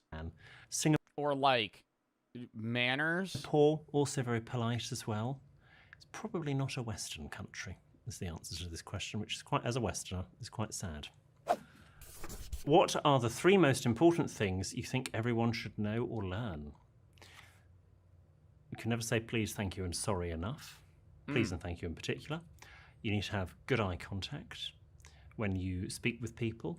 And you should always be... I struggle with that. I don't like that. I don't want somebody to have good eye contact. I want you to, like, glance at me. If we're having a conversation, I'm going to look at you kind of like this, and then I'm going to, say we're just, talking. This is probably kind of how I'm making conversation. I'm kind of like looking around the room. I glance at you. When you're talking, I'm looking right at you. That's how it works. If you're talking to me, I'm staring at you. If I'm and then the second I start talking, I'm probably going to glance, back and forth. And that's what everybody does, I feel. More interested in other people than interested in yourself. What's the politest way to end a conversation you don't want to be in? If it's a group of people, it's very easy. I have to go. Bye. Just to sort of go, basically. I mean, I would sort of just say, I'll see you all later, and off you go. And the conversation can continue, or I'll be back in a minute. That's fine, even if you're not. But if you're talking with just one person, it's quite difficult. Ideally, I mean, we've all been that person at a party with no one to talk to. Nobody likes it. So try to introduce them to someone else before you exit the conversation. That's always better. Bro, the worst is when you're trying to leave. That's why the Irish goodbye is the patent pending method, bro. You're trying to leave, and then they rope you into a conversation. And then you're talking, and I'm, like, actively walking away from them, and they kind of inch towards me, and we're still talking. And it's like, let's wrap it up. And it's I'm not, like, obviously I don't want to cut the conversation just at a hard stop, but it's like, let's kind of fast track this to, like, a goodbye, rather than, we're just talking for the next 35 minutes. Should you laugh if you didn't understand the joke? It is polite to give people the... I laugh a lot when I don't hear the joke, because I'm somebody that'll be like, what'd you say? 5 times. The first time because I didn't hear you. The second time because I wasn't paying attention. The third time because I didn't hear you. The fourth time, I didn't really understand what you're saying. And the 5th time, I didn't hear you again. So I just go, yeah. And I'll laugh. And that's a risky play sometimes because you kind of just do a emotional reaction off of their emotion. But, like, you could really fuck that up. You don't, especially if it's, like, a really loud area, you don't know what they're saying. So if you're just like, oh, yeah. They're like, dude, I just told you my mom died. Oh. Reaction they sort of want. If you understand why they think it is funny, I think it's okay to laugh. But you obviously don't want to laugh at something that you don't sort of understand in case you get asked a follow-up question, or in case it's offensive and you're actually laughing at something that's not really meant to be funny, but someone thinks it is. I always remember my late grandmother would cut out cartoons from the Times that she would find funny, and she would bring them when she would come for dinner and sort of show my parents. Yeah, no, you give old people pity laughs, bro. Before my grandpa died, he would tell the worst jokes of all time, but I would just I would chuckle at him, Because it was funny for his time. It was funny in the fucking 1940s, man. It's like, he would make a joke. It wasn't offensive, but it was something that's like, it was like a joke about, he would say, optimistic person says the glass is half full. Pessimistic person, it's half empty. The engineer says it's a design flaw. He would tell me that joke. That shit's not funny. That's like, and he would laugh. Like, and I would just go, yeah, I get it. Yeah, I got it. I would have to sit there and be like, I get it. Yeah. Then we would move on. Because I'm not going to be an ass and not laugh, but you're laughing. Well, because, and I loved him for telling those stupid jokes, but it's like, they weren't funny. And my brother and me. Explain it. Explain the joke. What? Like when you laugh? Oh my God, that's fuck to do. What, you laugh at a joke and then they hit you with you thought it was funny? Yeah. Explain it. Why is it funny? That's a method that Brooke will do to people that make, like, really like just sexist jokes, you just go explain it. Explain why is it funny? And then they have to go, oh, because women can't drive or something like that. And then it's like, all right, now it kind of defeats the joke because it's like now you're outwardly just saying like, oh, it's funny because of this. And it's just like the most surface level, lame, fucking like chud joke. And James and I didn't really find them very funny, but we sort of go, oh, that's very funny. That's excellent. And my parents just go, well, I don't really get it. And Granny looked so upset. And I remember saying to my granddad used to tell me Nazi stories all the time. He was actually weird, bro. What? Like he was telling you stories from the war? What do you mean? my parents, just laugh. Just give her a little laugh. So I think sometimes it's okay to politely laugh in the interests of good manners. There was a young lady of 18. All right. Well, that was a fun video. Love this dude. Heard him on the radio lots of times over the year. Heard him on the radio. Who's tuning into the fucking radio anymore? Jesus. Like, people could do the mildest thing and it will trigger disgust. Like, most of my actions are very controlled. They're very precise and planned out. But sometimes I do have a rage attack and I worry that one day it might go too far. What does a rage attack look like? So I've been told that it looks like the soul has left my body. My eyes look a lot darker. I have previously attempted to hurt someone with a knife.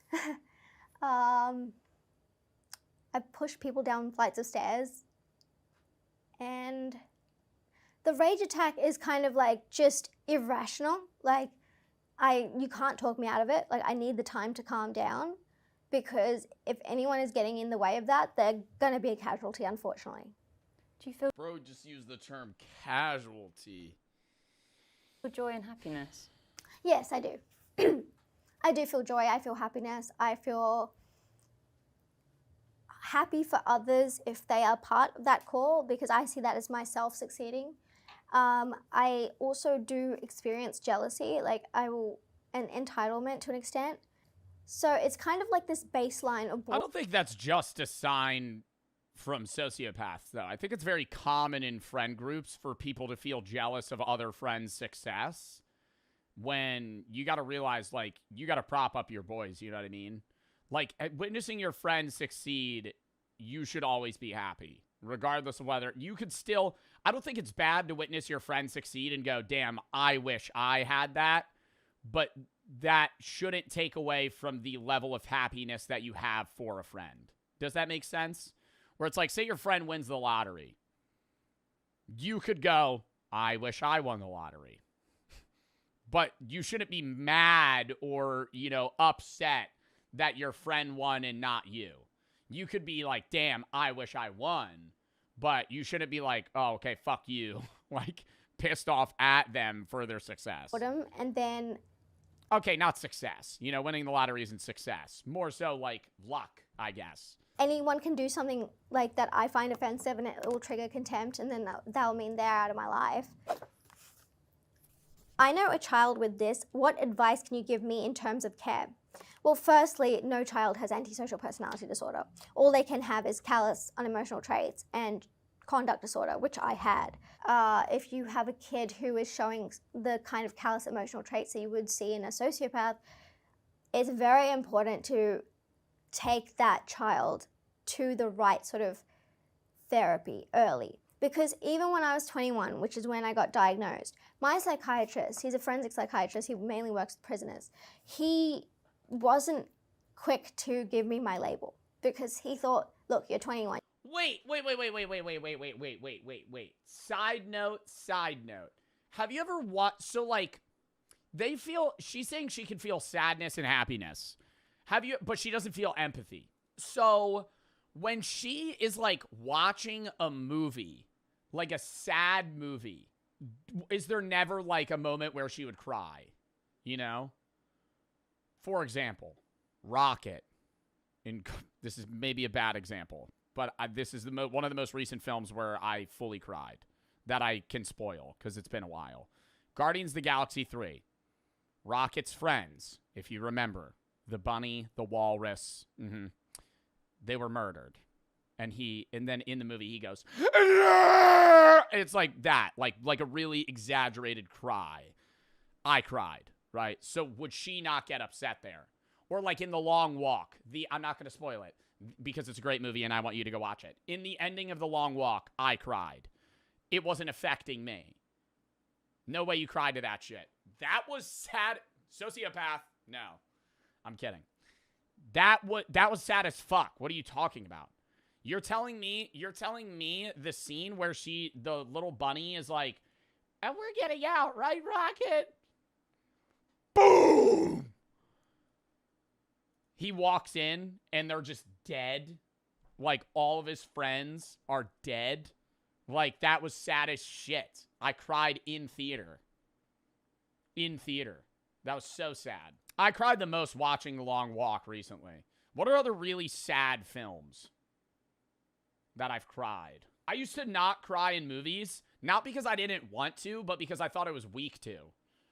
Now, I love a sad movie. I have to be in the mood for a sad film, but like, I love going to like see a sad movie. I'll cry in public. I don't care. If I'm watching like a sad fucking film and I'm in a movie theater, I don't give a shit. I'll be like, it's usually never that though. It'll just be like a silent tears running down my eye type shit. Cars 1 and 2. Cars 1 and 2. What fucking scene in Cars 1 made you cry? What scene? Mater's death. Mater didn't die. Eventually, he just realized that it was immutable in me. It was completely immutable. There was nothing that they could do to change that. All he could do was show me how bad the prisons were in order for me to not commit strong acts of violence.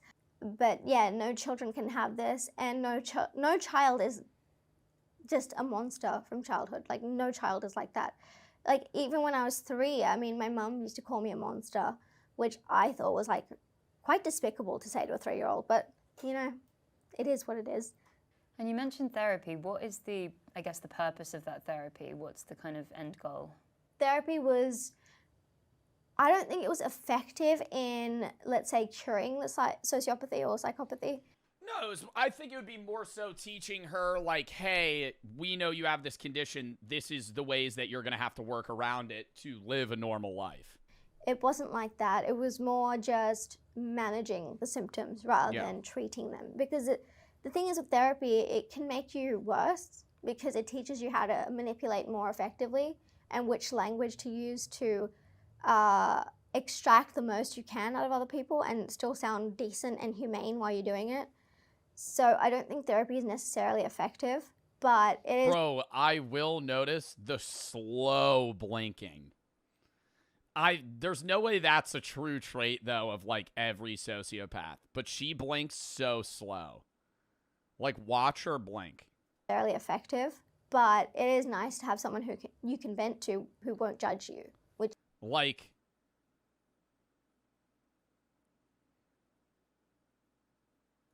is fun. Do sociopaths thrive in leadership positions?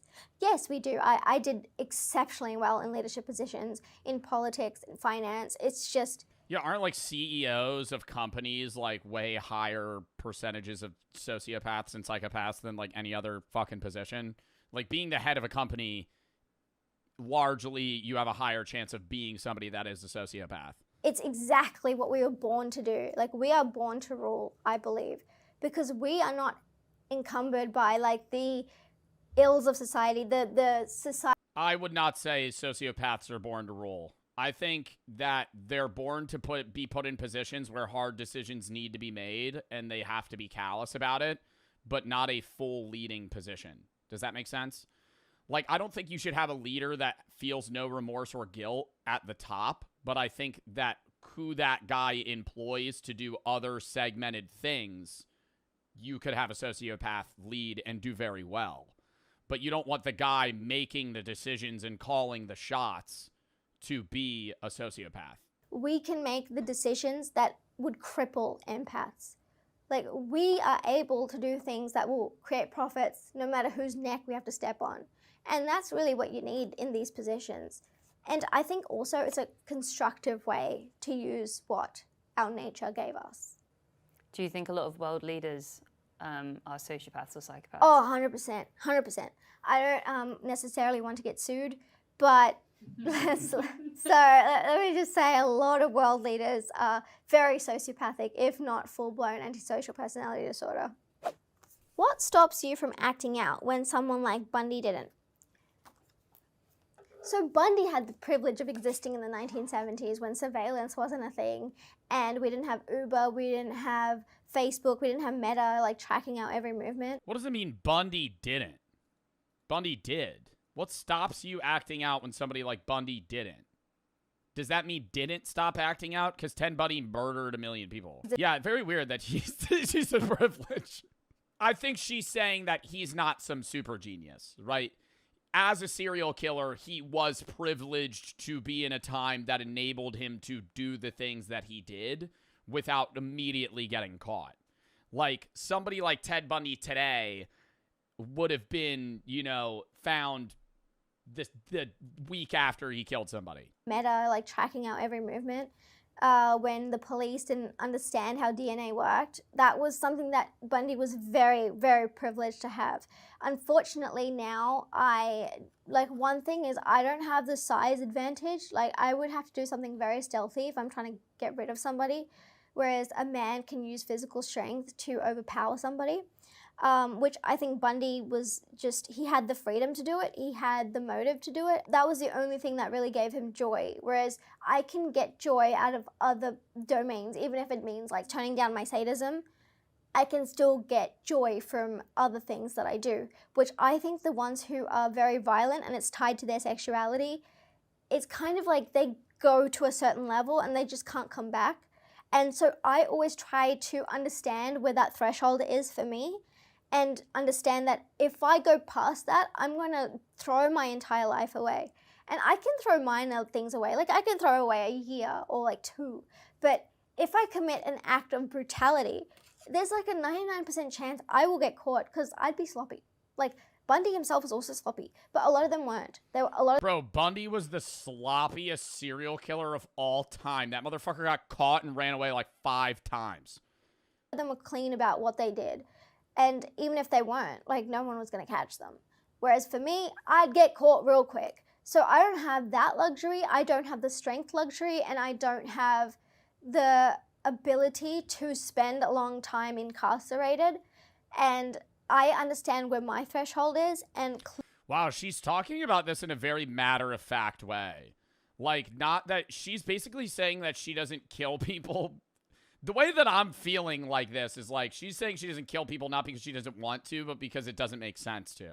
Whereas for me, I'd get caught real quick. So I don't have that luxury. I don't have the strength luxury, and I don't have the ability to spend a long time incarcerated. And I understand where my threshold is, and clearly a lot of these people didn't, especially Bundy. Do you think what he... Brady said, I feel like she needs to be institutionalized. I don't know. I feel like she is I think she knows that she has these weird, like, I guess, urges, but she's, like, not acting on them is the way that it's, like, being portrayed. Like, she has these rage moments where she probably has maybe felt like she wants to kill somebody, but didn't. He did was wrong? Yes, I do think what he did was wrong. I do think he deserved the death penalty, and I do think he could have never been rehabilitated. I believe that he would have tried to escape again. Ted... Yeah, I think I've had the take with prisons that I think the U.S. focuses too much on punishment rather than rehabilitation, but I think there is a type of criminal, such as, Jeffrey Dahmer, John Wayne Gacy, Ted Bundy, where they are too far gone. They have crossed over the horizon and they'll never return, right? Like, there's a level of being crazy where you can't come back. If sociopaths ran the world, what would get better? Our transport systems, they'd be a lot faster. We would get to where we need to be because we have to backstab some people on time. We would be... I feel like that's just like a random throw out guess. I think in certain countries, sure, but it's more so like what are the wills and aspirations of the individual that's in power, right? If the sociopath in power doesn't give a fuck about public transportation, they're not going to implement public transportation. Like that, I feel like that's just not true. Excellent surgeons, so hospitals would be of the highest quality if you could afford to go, because we just want to have material gain. We want to have material gain, we want to have social dominance, and we want to live in a world that worships the kind of people that we are. So we would create the most efficient but heartless city and country if we. I could get under the idea that like a sociopath isn't necessarily just like it is for financial gain, but a sociopath isn't necessarily going to fully lean into just like a hardcore, unmonitored, monopoly-esque capitalist society, because that would be like a short-term gain, long-term downfall. So, like, even though they wouldn't care about the people at the bottom, they would realize that they have to for the purpose of bettering themselves.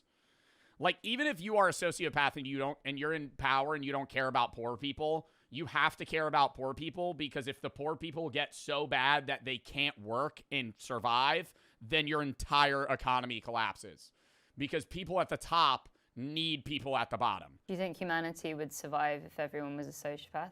Yes, I think it would be a very productive society. It would be Well, then it would just be the norm. very streamlined. We would probably have more deaths, more murders, more violent crime, but our whole budget, it would run pretty well, because we have the control, we have the desire to take as much of that profit as we can. So with everybody trying to take it, I'm going to full disagree, because if you would have to restructure the entire government to basically have like an individual, like we would have to run like an oligarchy society, because if you had sociopaths in every single part of parliament or office, rather, like if you had the entire House, the entire Senate, all of Congress is a sociopath, they're all going to be manipulating in a way that they're trying to get self-gain, which kind of actually seems like what's happening right now. But do you wish you were different? No, I like my life. I like who I am. I like how I can do things that other people would be scared to do. I like that I take risks. I like that I'm able to find connection with people in a way that they find meaningful. I'm glad that I don't have to worry about rejection, anxiety, abandonment.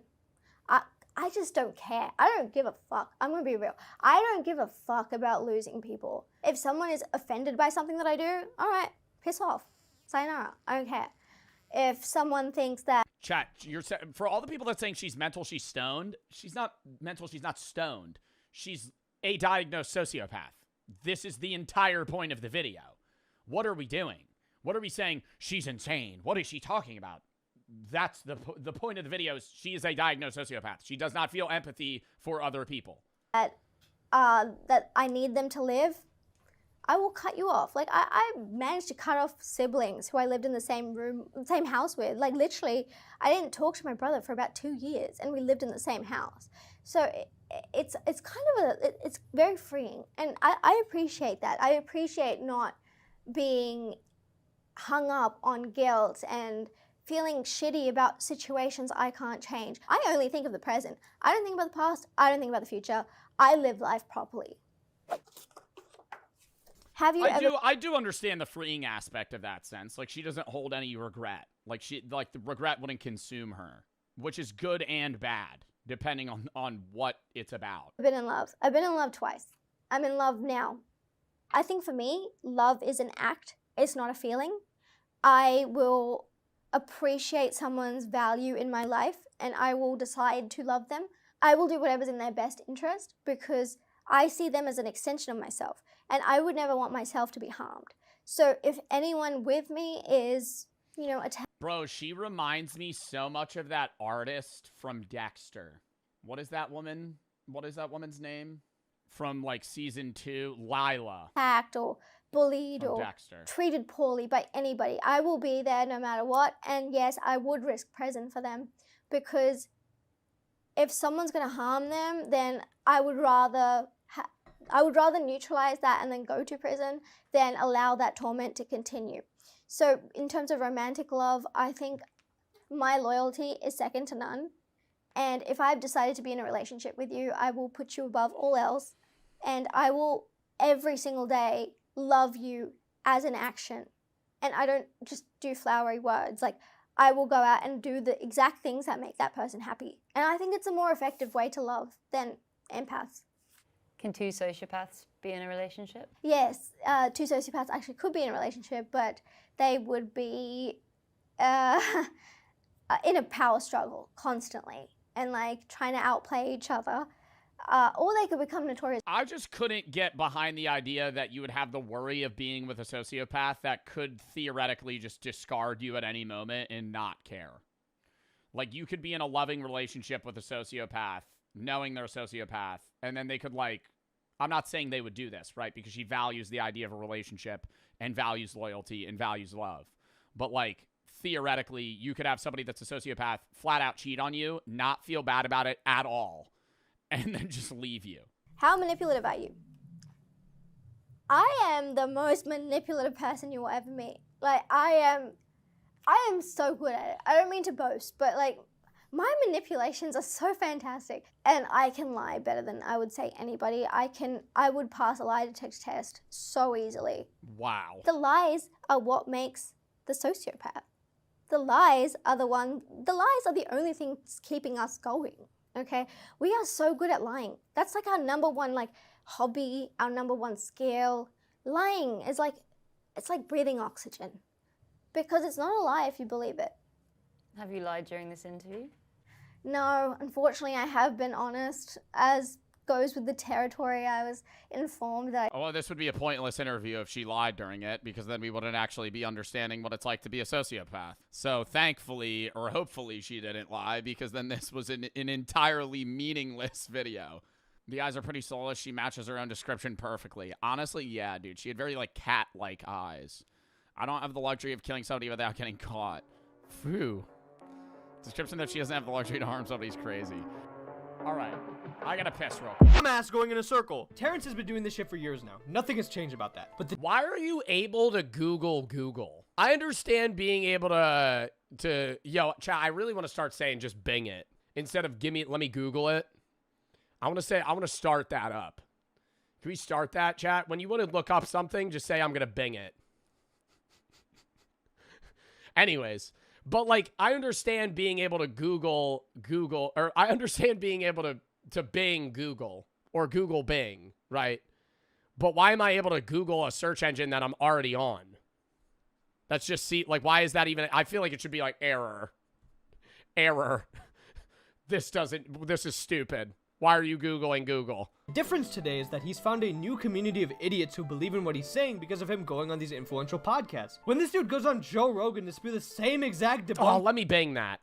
See, that's what I just gotta start saying that. Let me Bing it. What he's saying because of him going on these influential podcasts. When this dude goes on Joe Rogan to spew the same exact debunked math, Joe just eats it up with no hesitation. Pull out your calculator, and I want you to enter the square root of 2 in there. Bro, what the fuck is his point, though?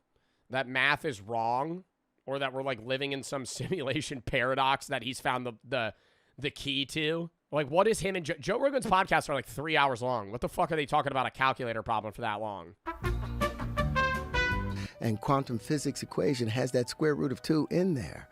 We've been living in this lie, this fostered lie. Oh my God, he has a t-shirt that says square root of 2. For so long. Because and what's the solution to that? One of the most interesting conversations I've ever had with the great and powerful Terrence Howard. It's a wild one, and I'm sure there's going to be a lot of mixed reviews. But as crazy as some of the things this man is saying are, he's clearly brilliant. And if he's right, it's going to change the world. I mean, it's true. If you want... It's going to change the world how? Like, even if he was right, what's next? Like, he's just like, dude, shit's crazy. Square root of 2. How is it square root of 2 still? To see brilliance, just take a look in the comment section. You'll find just the pinnacle of human intelligence. The fact that he had the fortitude to challenge math at the highest level, even if he's wrong, still gives him credibility. I dislike people that berate him for having the guts to speak up and articulate his viewpoint. I don't understand this logic at all. First of all, he's not challenging math at the highest level. This is like first grade fucking math that he doesn't understand. And second, it's like algebra 1. Algebra 2. Just because you challenge something that is already concluded doesn't mean you're doing so with any expertise. You can just be a fucking idiot. You would think that people would see through it, but unfortunately, being a confident, uninformed dumbass actually has a persuasive psychological effect on less knowledgeable people known as the Dunning-Kruger effect. It's basically where people who are less knowledgeable about something tend to overestimate how much they actually know, and that lack of knowledge then drives their confidence about that. Well, it's the Dunning-Kruger effect, but that's also why, like, early philosophers would say, I know that I know nothing. Like, being smart is the recognition that you are stupid. because stupid people think they're smart, but smart people know they're stupid. And that same confidence is capable of convincing those who are just as, if not more, ignorant as them. Modern podcasts are the embodiment of this. MMA vaccine is absolutely connected to a host of serious, debilitating fucking problems that kids have gotten from them. Let me ask you a question, Mr. Joe Rogan, Mr. Scientist. Are you saying that we shouldn't do that. Don't call me Mr. Scientist. I'll start mocking you, and it's so much easier to mock you. 5 minutes later. This is a long conversation that we're not going to have on this podcast because I'm going to get angry because I've researched this for years. But you're not a scientist. I don't have to be a scientist Yeah, you to do. know that. Yes, you do. No, Brian, shut the fuck up. It's dudes sitting behind a microphone talking with confidence for hours about shit they know nothing about behind big budget sets. To the average person, something about the presentation will likely captivate them even if there's no substance behind what's being said. Yeah, because, dude, it would be a hell of a lot different if they were sitting in, like, a bum-ass living room on, like, a broken couch, spewing opinions about how, like, Tylenol gives you autism and being circumcised makes you autistic. Like, if they were saying that in a shitty area, they'd be like, this guy's kind of stupid. But the second you have, like, a nice set, nice lighting, they're like, this guy has some credibility. It's a voluntary fucking lobotomy disguised as education. Robert F. Kennedy did say that. That Joe Rogan clip is a rare example of someone... It does? Oh, being circumcised gives you autism? Actually pushing back against the garbage being spewed on podcasts. In this case, the biggest Or increases your chance. Podcast in the world. But most of the time, people who go on these shows are able to lie endlessly with no pushback whatsoever. You know, if you take a banana and you mix it with a blueberry in a smoothie, it voids the nutrients of that blueberry. Yeah. Oh, I didn't know that. Theoretically, you know, if the Earth were round and you were to fly literally straight across, pointing the nose down to stay with the curvature, then you would just fly into outer space and land somewhere else. What's the problem with microwaves? Microwaves, it basically bastardizes all the nutrients in the food, so you're just eating matter. So if you want to fill your stomach, you might as well just drink water. Wow, so it cooks out all the vitamins and minerals. Like, what is this fuck-ass opinion, bro? What? The microwaves are just heating up your food. What do you mean it's cooking out the nutrients? So if you want to fill your stomach, you might as well just drink water. Wow, so it cooks out all the vitamins and minerals. I believe so. Wow. Top 3 educational podcasts, by the way. I was able to find so many of these insanely brain-dead takes from just this one podcast alone. The show has absolutely zero criteria for who gets on, and the host seems about as dim as the guest. And look, I'm not someone who believes that there aren't good or entertaining elements to any of these podcasts, or that they have to be 100% factual, or that the host has to be a hall monitor to every guest. But you have to understand that some of the people that go on these largely influential podcasts are either grifters or straight up insane and using these platforms to promote their nonsense because they know they'll be able to do so unchallenged. And you might— Bro, like, why did Netanyahu go on the Full Send podcast? That makes, like, that just seems like a fucking weird last-ditch effort to get, like, the American youth on his side. Like, why is Netanyahu's going on the Full Send podcast with the fucking, the Nelk boys? What? Be like, Habibi, the content creator's not responsible for their audience. They can think for themselves. Yeah, I agree with that. But I also think you should get shit on if you're just a useful idiot for someone else's agenda. Obviously, people who watch content have personal agency. But the point I'm trying to make is that we tend to underrate that the audience puts a lot of trust in the creators they watch. And it's very easy to manipulate that trust because content creators feel way more personal. You may not listen to a crackpot grifter selling you some bullshit, but if your favorite content creator is falling for it, there's a higher chance that you'll find it appealing as well. Think about it like this. When a company gets celebrities to do endorsements, they're doing it because they know that celebrity will give them legitimacy with their audience compared to just direct advertising. And if those companies later get exposed as frauds, the people that promoted it tend to suffer the blowback and wind up doing damage control. And in that same way, I feel like these podcasters don't have the— Yeah, dude, there are some contract. It's not every social media contract, but there's a few like ad agencies that want you to sign. It's very rare, not common. I don't know if I just said it was common, but it's like there's a few ads that I've done where there's like some points in the contract where they're like, hey, if somebody ever tries to sue the brand, like, we can rope you into it. And I'm like, no, what? Like, if somebody ever tries to fucking sue your company that has nothing to do with me or my audience whatsoever, you're going to try and get me in on that? What the fuck? Like, dude, but yeah, that is why, like, advertising in general, when I do an ad, it's not even that you're more likely to hear me out is the thing. If you see an ad for a brand and it's just a YouTube mid-roll and it's some random fucking voice actor that's talking about this product, you're just going to eyes glaze over. You're not going to listen. Now, if I do the ad and you watch me currently, you're not going to buy the product necessarily, but you'll at least listen to what the fuck I have to say. And that's it. I'm just a podcaster excuse for when the people they bring on are essentially doing an ad for some pseudo-intellectual nonsense that they legitimize by being so easily swayed and uncritical. I've seen so much medical conspiracy bullshit legitimized on these podcasts, and the most prominent guy in the space now runs the health department of my fucking country. This dude has spread fatal lies about treatments for previously eradicated diseases. Diseases now making a big comeback in 2025. Obviously, podcasts are not the sole blame for this, but they play a big part of a larger misinformation problem, and it's frustrating because a media that I once had so much love and respect for is dominated by those keen on manufacturing and selling stupidity. Because podcasts are insanely consumable by design, this bullshit travels so damn fast. For every 1 hour of your podcast, you can easily farm a bunch of clips, and then farm a bunch of TikToks from those clips, and that doesn't even take into account the people that steal those clips and post it on their page. It's a factory of... Well, it's less of an issue with, like, podcasts that just do entertainment stuff. Like, the Rizzler episode on Theo Von was just, it's slop content, bro. You're talking to an 8-year-old. Like... You're not really getting much out of the Rizzler in terms of, like, Rizzler's not going to be like, yeah, well, actually, I do think Tylenol causes autism. And in reality, this is my opinion on the Israel-Palestine thing. No, like, he's not going to fucking share his opinion on that. But then the bigger problem is podcasts that get millions of views where it's like you bring on these guests that are perceivably experts but actually have no credibility whatsoever. But they just say their opinion very confidently, and they have a following, so it seems accurate. People don't fact-check shit, ever, on social media. That's the problem. The garbage engagement bait will spread everywhere, and the people responsible will profit. But I worry that as this cycle seems to have no end, we're at best producing an infinite amount of slop, and at worst, mentally rotting our society. Moral of the story, be critical about the content you watch. Don't take everyone yapping behind a microphone at their word, even if it's your favorite creator, and most importantly, if you ever... Yeah, bro, I'm wrong. A lot of the time, I'm wrong.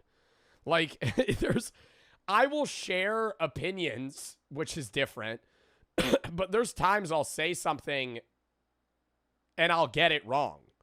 But it's like, you gotta, like, if you're like, wow, that's an interesting take Joe had, don't just take it, like, check me, you know? And then fucking look in on it. In your life have ever thought to yourself, yeah, bing it. Maybe I should start a podcast. Don't! This is a paid actor posing as a homeless man raking in donation. I enjoyed that. We're not watching this video today. We are going to watch a Get Rich Quick video another day, though. All right. Going on upstairs, and you would just sort of spend the night together just to see, you know, did they pass wind? Were they pleasant to share a bed with? And I think we all need to bring that back. Worst thing to eat while following proper etiquette. Bro, I'm ripping ass 5 times a night. Yeah, just say fart. Yeah, passing wind. Rip ass. Are they farting? Yeah. What does Brooke say?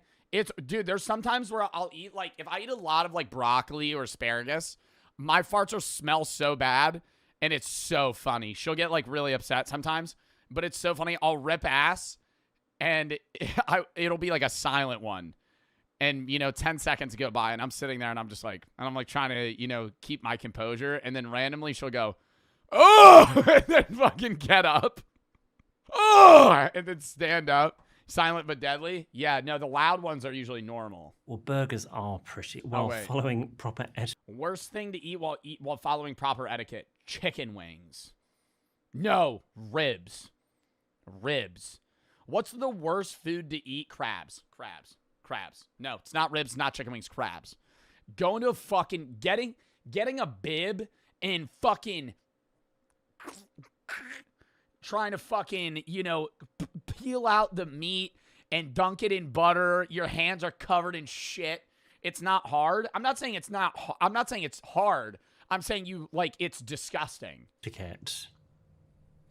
Well, burgers are pretty sort of messy. I mean, sort of restaurant burgers where they are so big, you are going to have to deconstruct the burger. I know I get into a lot of controversy online for doing that. I think possibly my Esther. Well, I'm not deconstructing a burger. If I ever see some shit where if they tell me the weight of the burger on the menu, don't order it. Don't order it. That's the Joe Bart rule of thumb.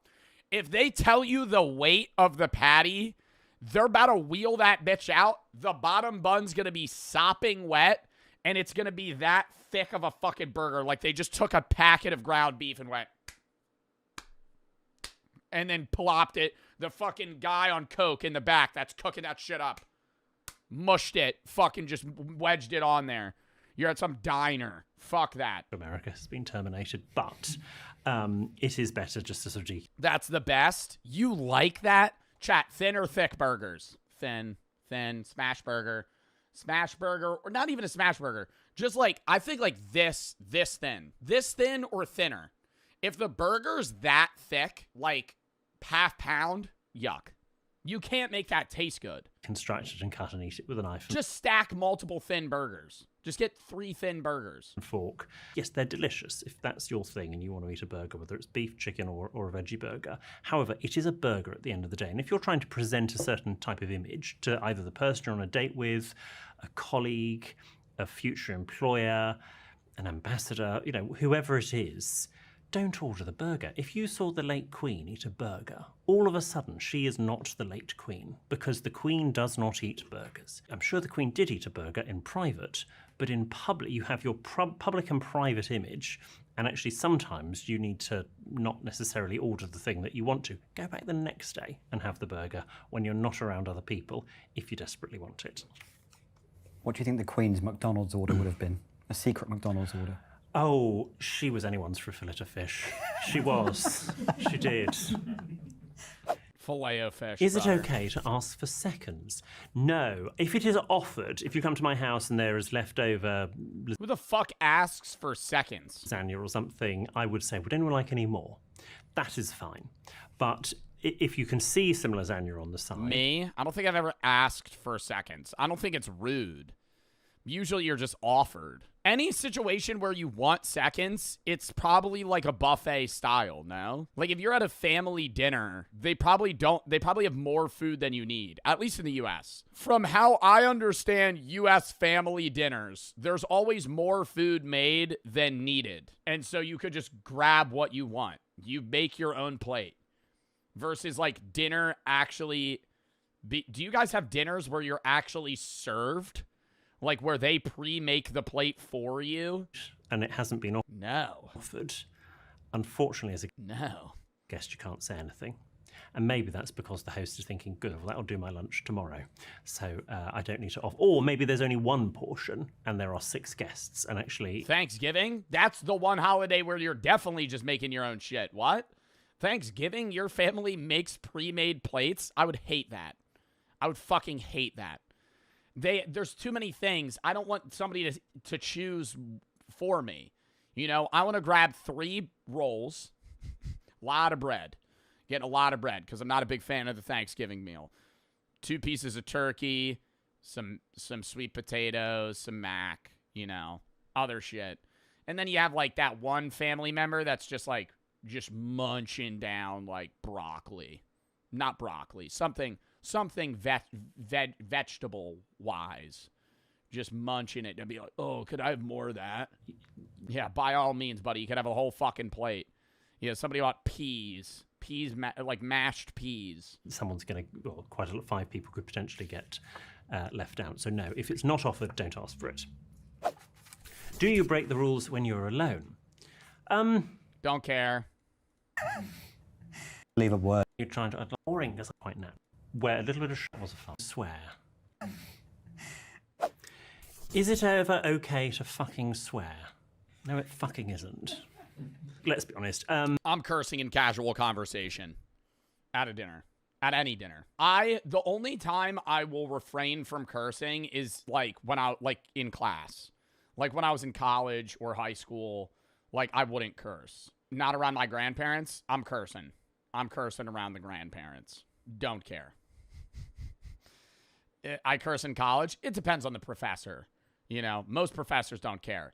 But you would curse in casual conversation in college. You're not like asking the teacher a question and be like, what do you think about this fucking thing? No, you just have a regular ass conversation curse. But like, that's different. Yes. I don't around my family. I mean, I don't know. Maybe certain family members I wouldn't curse around, but I don't know, man. I'm like 23 now. I'm like, if I'm really in a situation where I'm not allowed to curse, bro, that's like lame as hell. People swear. That's lame as hell. I think if you swear all the time, again, it loses its currency. Your mom? Yeah. What am I, 5? Yo, what? You don't curse around your mom? Yo, I am even around kids. No, if I'm like in a public setting, I'm not going to be like sailor mouth, you know, just ripping curse words. But in like a casual conversation, I'd still be like, yeah, that's fucking stupid. If you're a Gordon Ramsay and you're swearing like, around my mom, though, yeah, I'm cursing. It's almost been... Dude, I remember the first time, I keep pausing. I remember the first time I cursed out loud. I stubbed my toe outside and I bent down and I went, shit. And I looked around. It was in 3rd grade. I started casually cursing in like 4th grade, which might be early, but I was just I remember I thought it was cool too. I was in 3rd grade. I was like, every once in a while, I'd be like, fuck. Be like, that's badass. Expected. And I think we tune it out. We don't hear it, which is unfortunate. If I swear in front of friends, they probably know that I'm probably quite irked because I don't necessarily swear an awful lot. Or if I'm drunk, I do swear, I'm sort of swearing for comedy effect. If you're swearing, and I'm thinking certain words, normally beginning with C, that people use a lot, and they sort of think it's funny. It's like, it's not that funny that often, to be perfectly honest. So use it sparingly. Is it more polite to be early or late? Well, is it more polite to be early or late?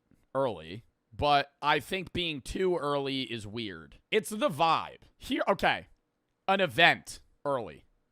You know, you got to be at a place of business, work, whatever, early. Your friend invites you over to their house. You know, come at 8. Don't show up at 7:50. That's weird. That's weird. I say that. If I tell you, hey, be here at 8, show up at 8:15. Don't show up at 8. That's weird. No, seriously. Because if it's like somewhere where if you're like, hey, we're going to be going somewhere, show up a little early on time, late's rude. But if it's like you're getting invited to like a dinner at someone's house, show up on time, if not 10 minutes late. Yeah, fashionably late. Not too late, but don't show up early. Depends on context. I'm always early. Bro, it's so awkward.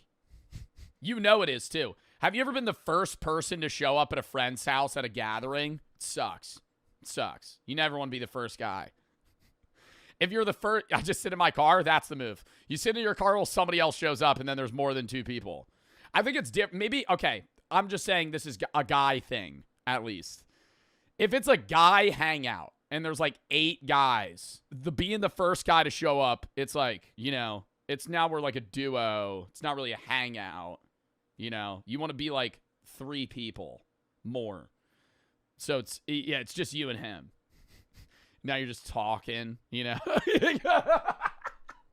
I'm sitting here acting like that's not what would regularly happen anyway. Text. Socially, if I said to someone, come for dinner at 7:30, what I do not want is people to be early. I would much rather someone was half an hour late than fine. Not want is people to be early. Wait. I would to someone come for dinner at 7:30. What I do not want is people to be early. Yeah. Because you don't want to tell them. You tell them a time knowing they'll be like 15 minutes late, and that gives you that leeway to be like, oh, fuck, I forgot to do this. I got to get this done real quick. I would much rather someone was half an hour late than 5 minutes early. I'm probably not ready at 7:25, but I will be ready from 7:30. For a business meeting, however, if it says it starts at 11, it means maybe I am very proper. Starts at 11, not you rock up at 11, go to the loo, log onto the Wi-Fi, get a tea and coffee, ready, and then sort of by about 10, yeah, like a meeting, bro. Pull up 10 minutes early. 10 past 11, you're ready to start. So there you arrive a little bit early, ready to start at the time the meeting says. What do you do if you forget someone's name? I forget. Never figured this one out. I'll never know. I'll never know. I just ask. No, there's a point where it's too late. You have the first day. It's like the first hour you meet somebody, you could re-ask their name. sometimes I'm too distracted. And then it's like 8 hours hanging out with them. I don't remember their name at all. I don't remember their name. Maybe it was Mark, maybe James, maybe Jared or Michael. I can't really remember, you know, but it's like, fuck. Ask a friend. That's usually the play. The mutual friend that you met, you go, what's that guy's name? But there's certain times where you can't do that. Hating people's names. I try to. Like gyms, like at the gym. There's people I interact with at the gym, and I don't know their name, but they know mine, and I've known them for like a year. I can't, dude, it's well past me being able to ask for their name. Well past. Like that, how rude that would be. Hey, I know I've seen you like 50 times. I don't know your name. Keep lists of names, particularly for restaurant or places I go. But if you do forget, particularly at a party, you'll... Say, how do you spell their name? Oh, yeah. Linux. You go up to, hey, how do you spell your name? How do I spell Mark? Really? How do I spell Todd? That's a bad play. You're assuming that they have a complicated name, you know? If they're a guy, realistically, if they're like a random guy, they probably have like a very simple name. Ask for their Instagram. Then they go, oh, it's just my name. I've had this happen. Be like, oh, you type it in. You got to ask them to type it in. Very good friend Bob comes over to say hello to you. You have to introduce Bob. Ask for their Snap. Yeah, and then it's the Snap username they had when they were in 3rd grade, and it's Fluffy Banana 83. It's not even their fucking name. And the person whose name you have forgotten, you can do one of several things. You can either go, I assume you two have met. And then hopefully they go, no, we haven't. Hello, I'm Bob. Hello, I'm Steve. And it's fine. Or you do the introduction. You go, Bob, I'd like you to meet. And you go, I'm so sorry. Please remind me of your name. Steve. No, Steve, I know your first name. I meant your last name. Jones. Steve Jones may introduce Bob Smith. And you do it that way round. It's a complete bluff. Steve might clock to what you're doing. But again, he doesn't have to flag that he knows what was happening there. What are the best biscuits for dipping? Oh, who gives a fuck? How has social media impacted etiquette? What are the best biscuits for dipping?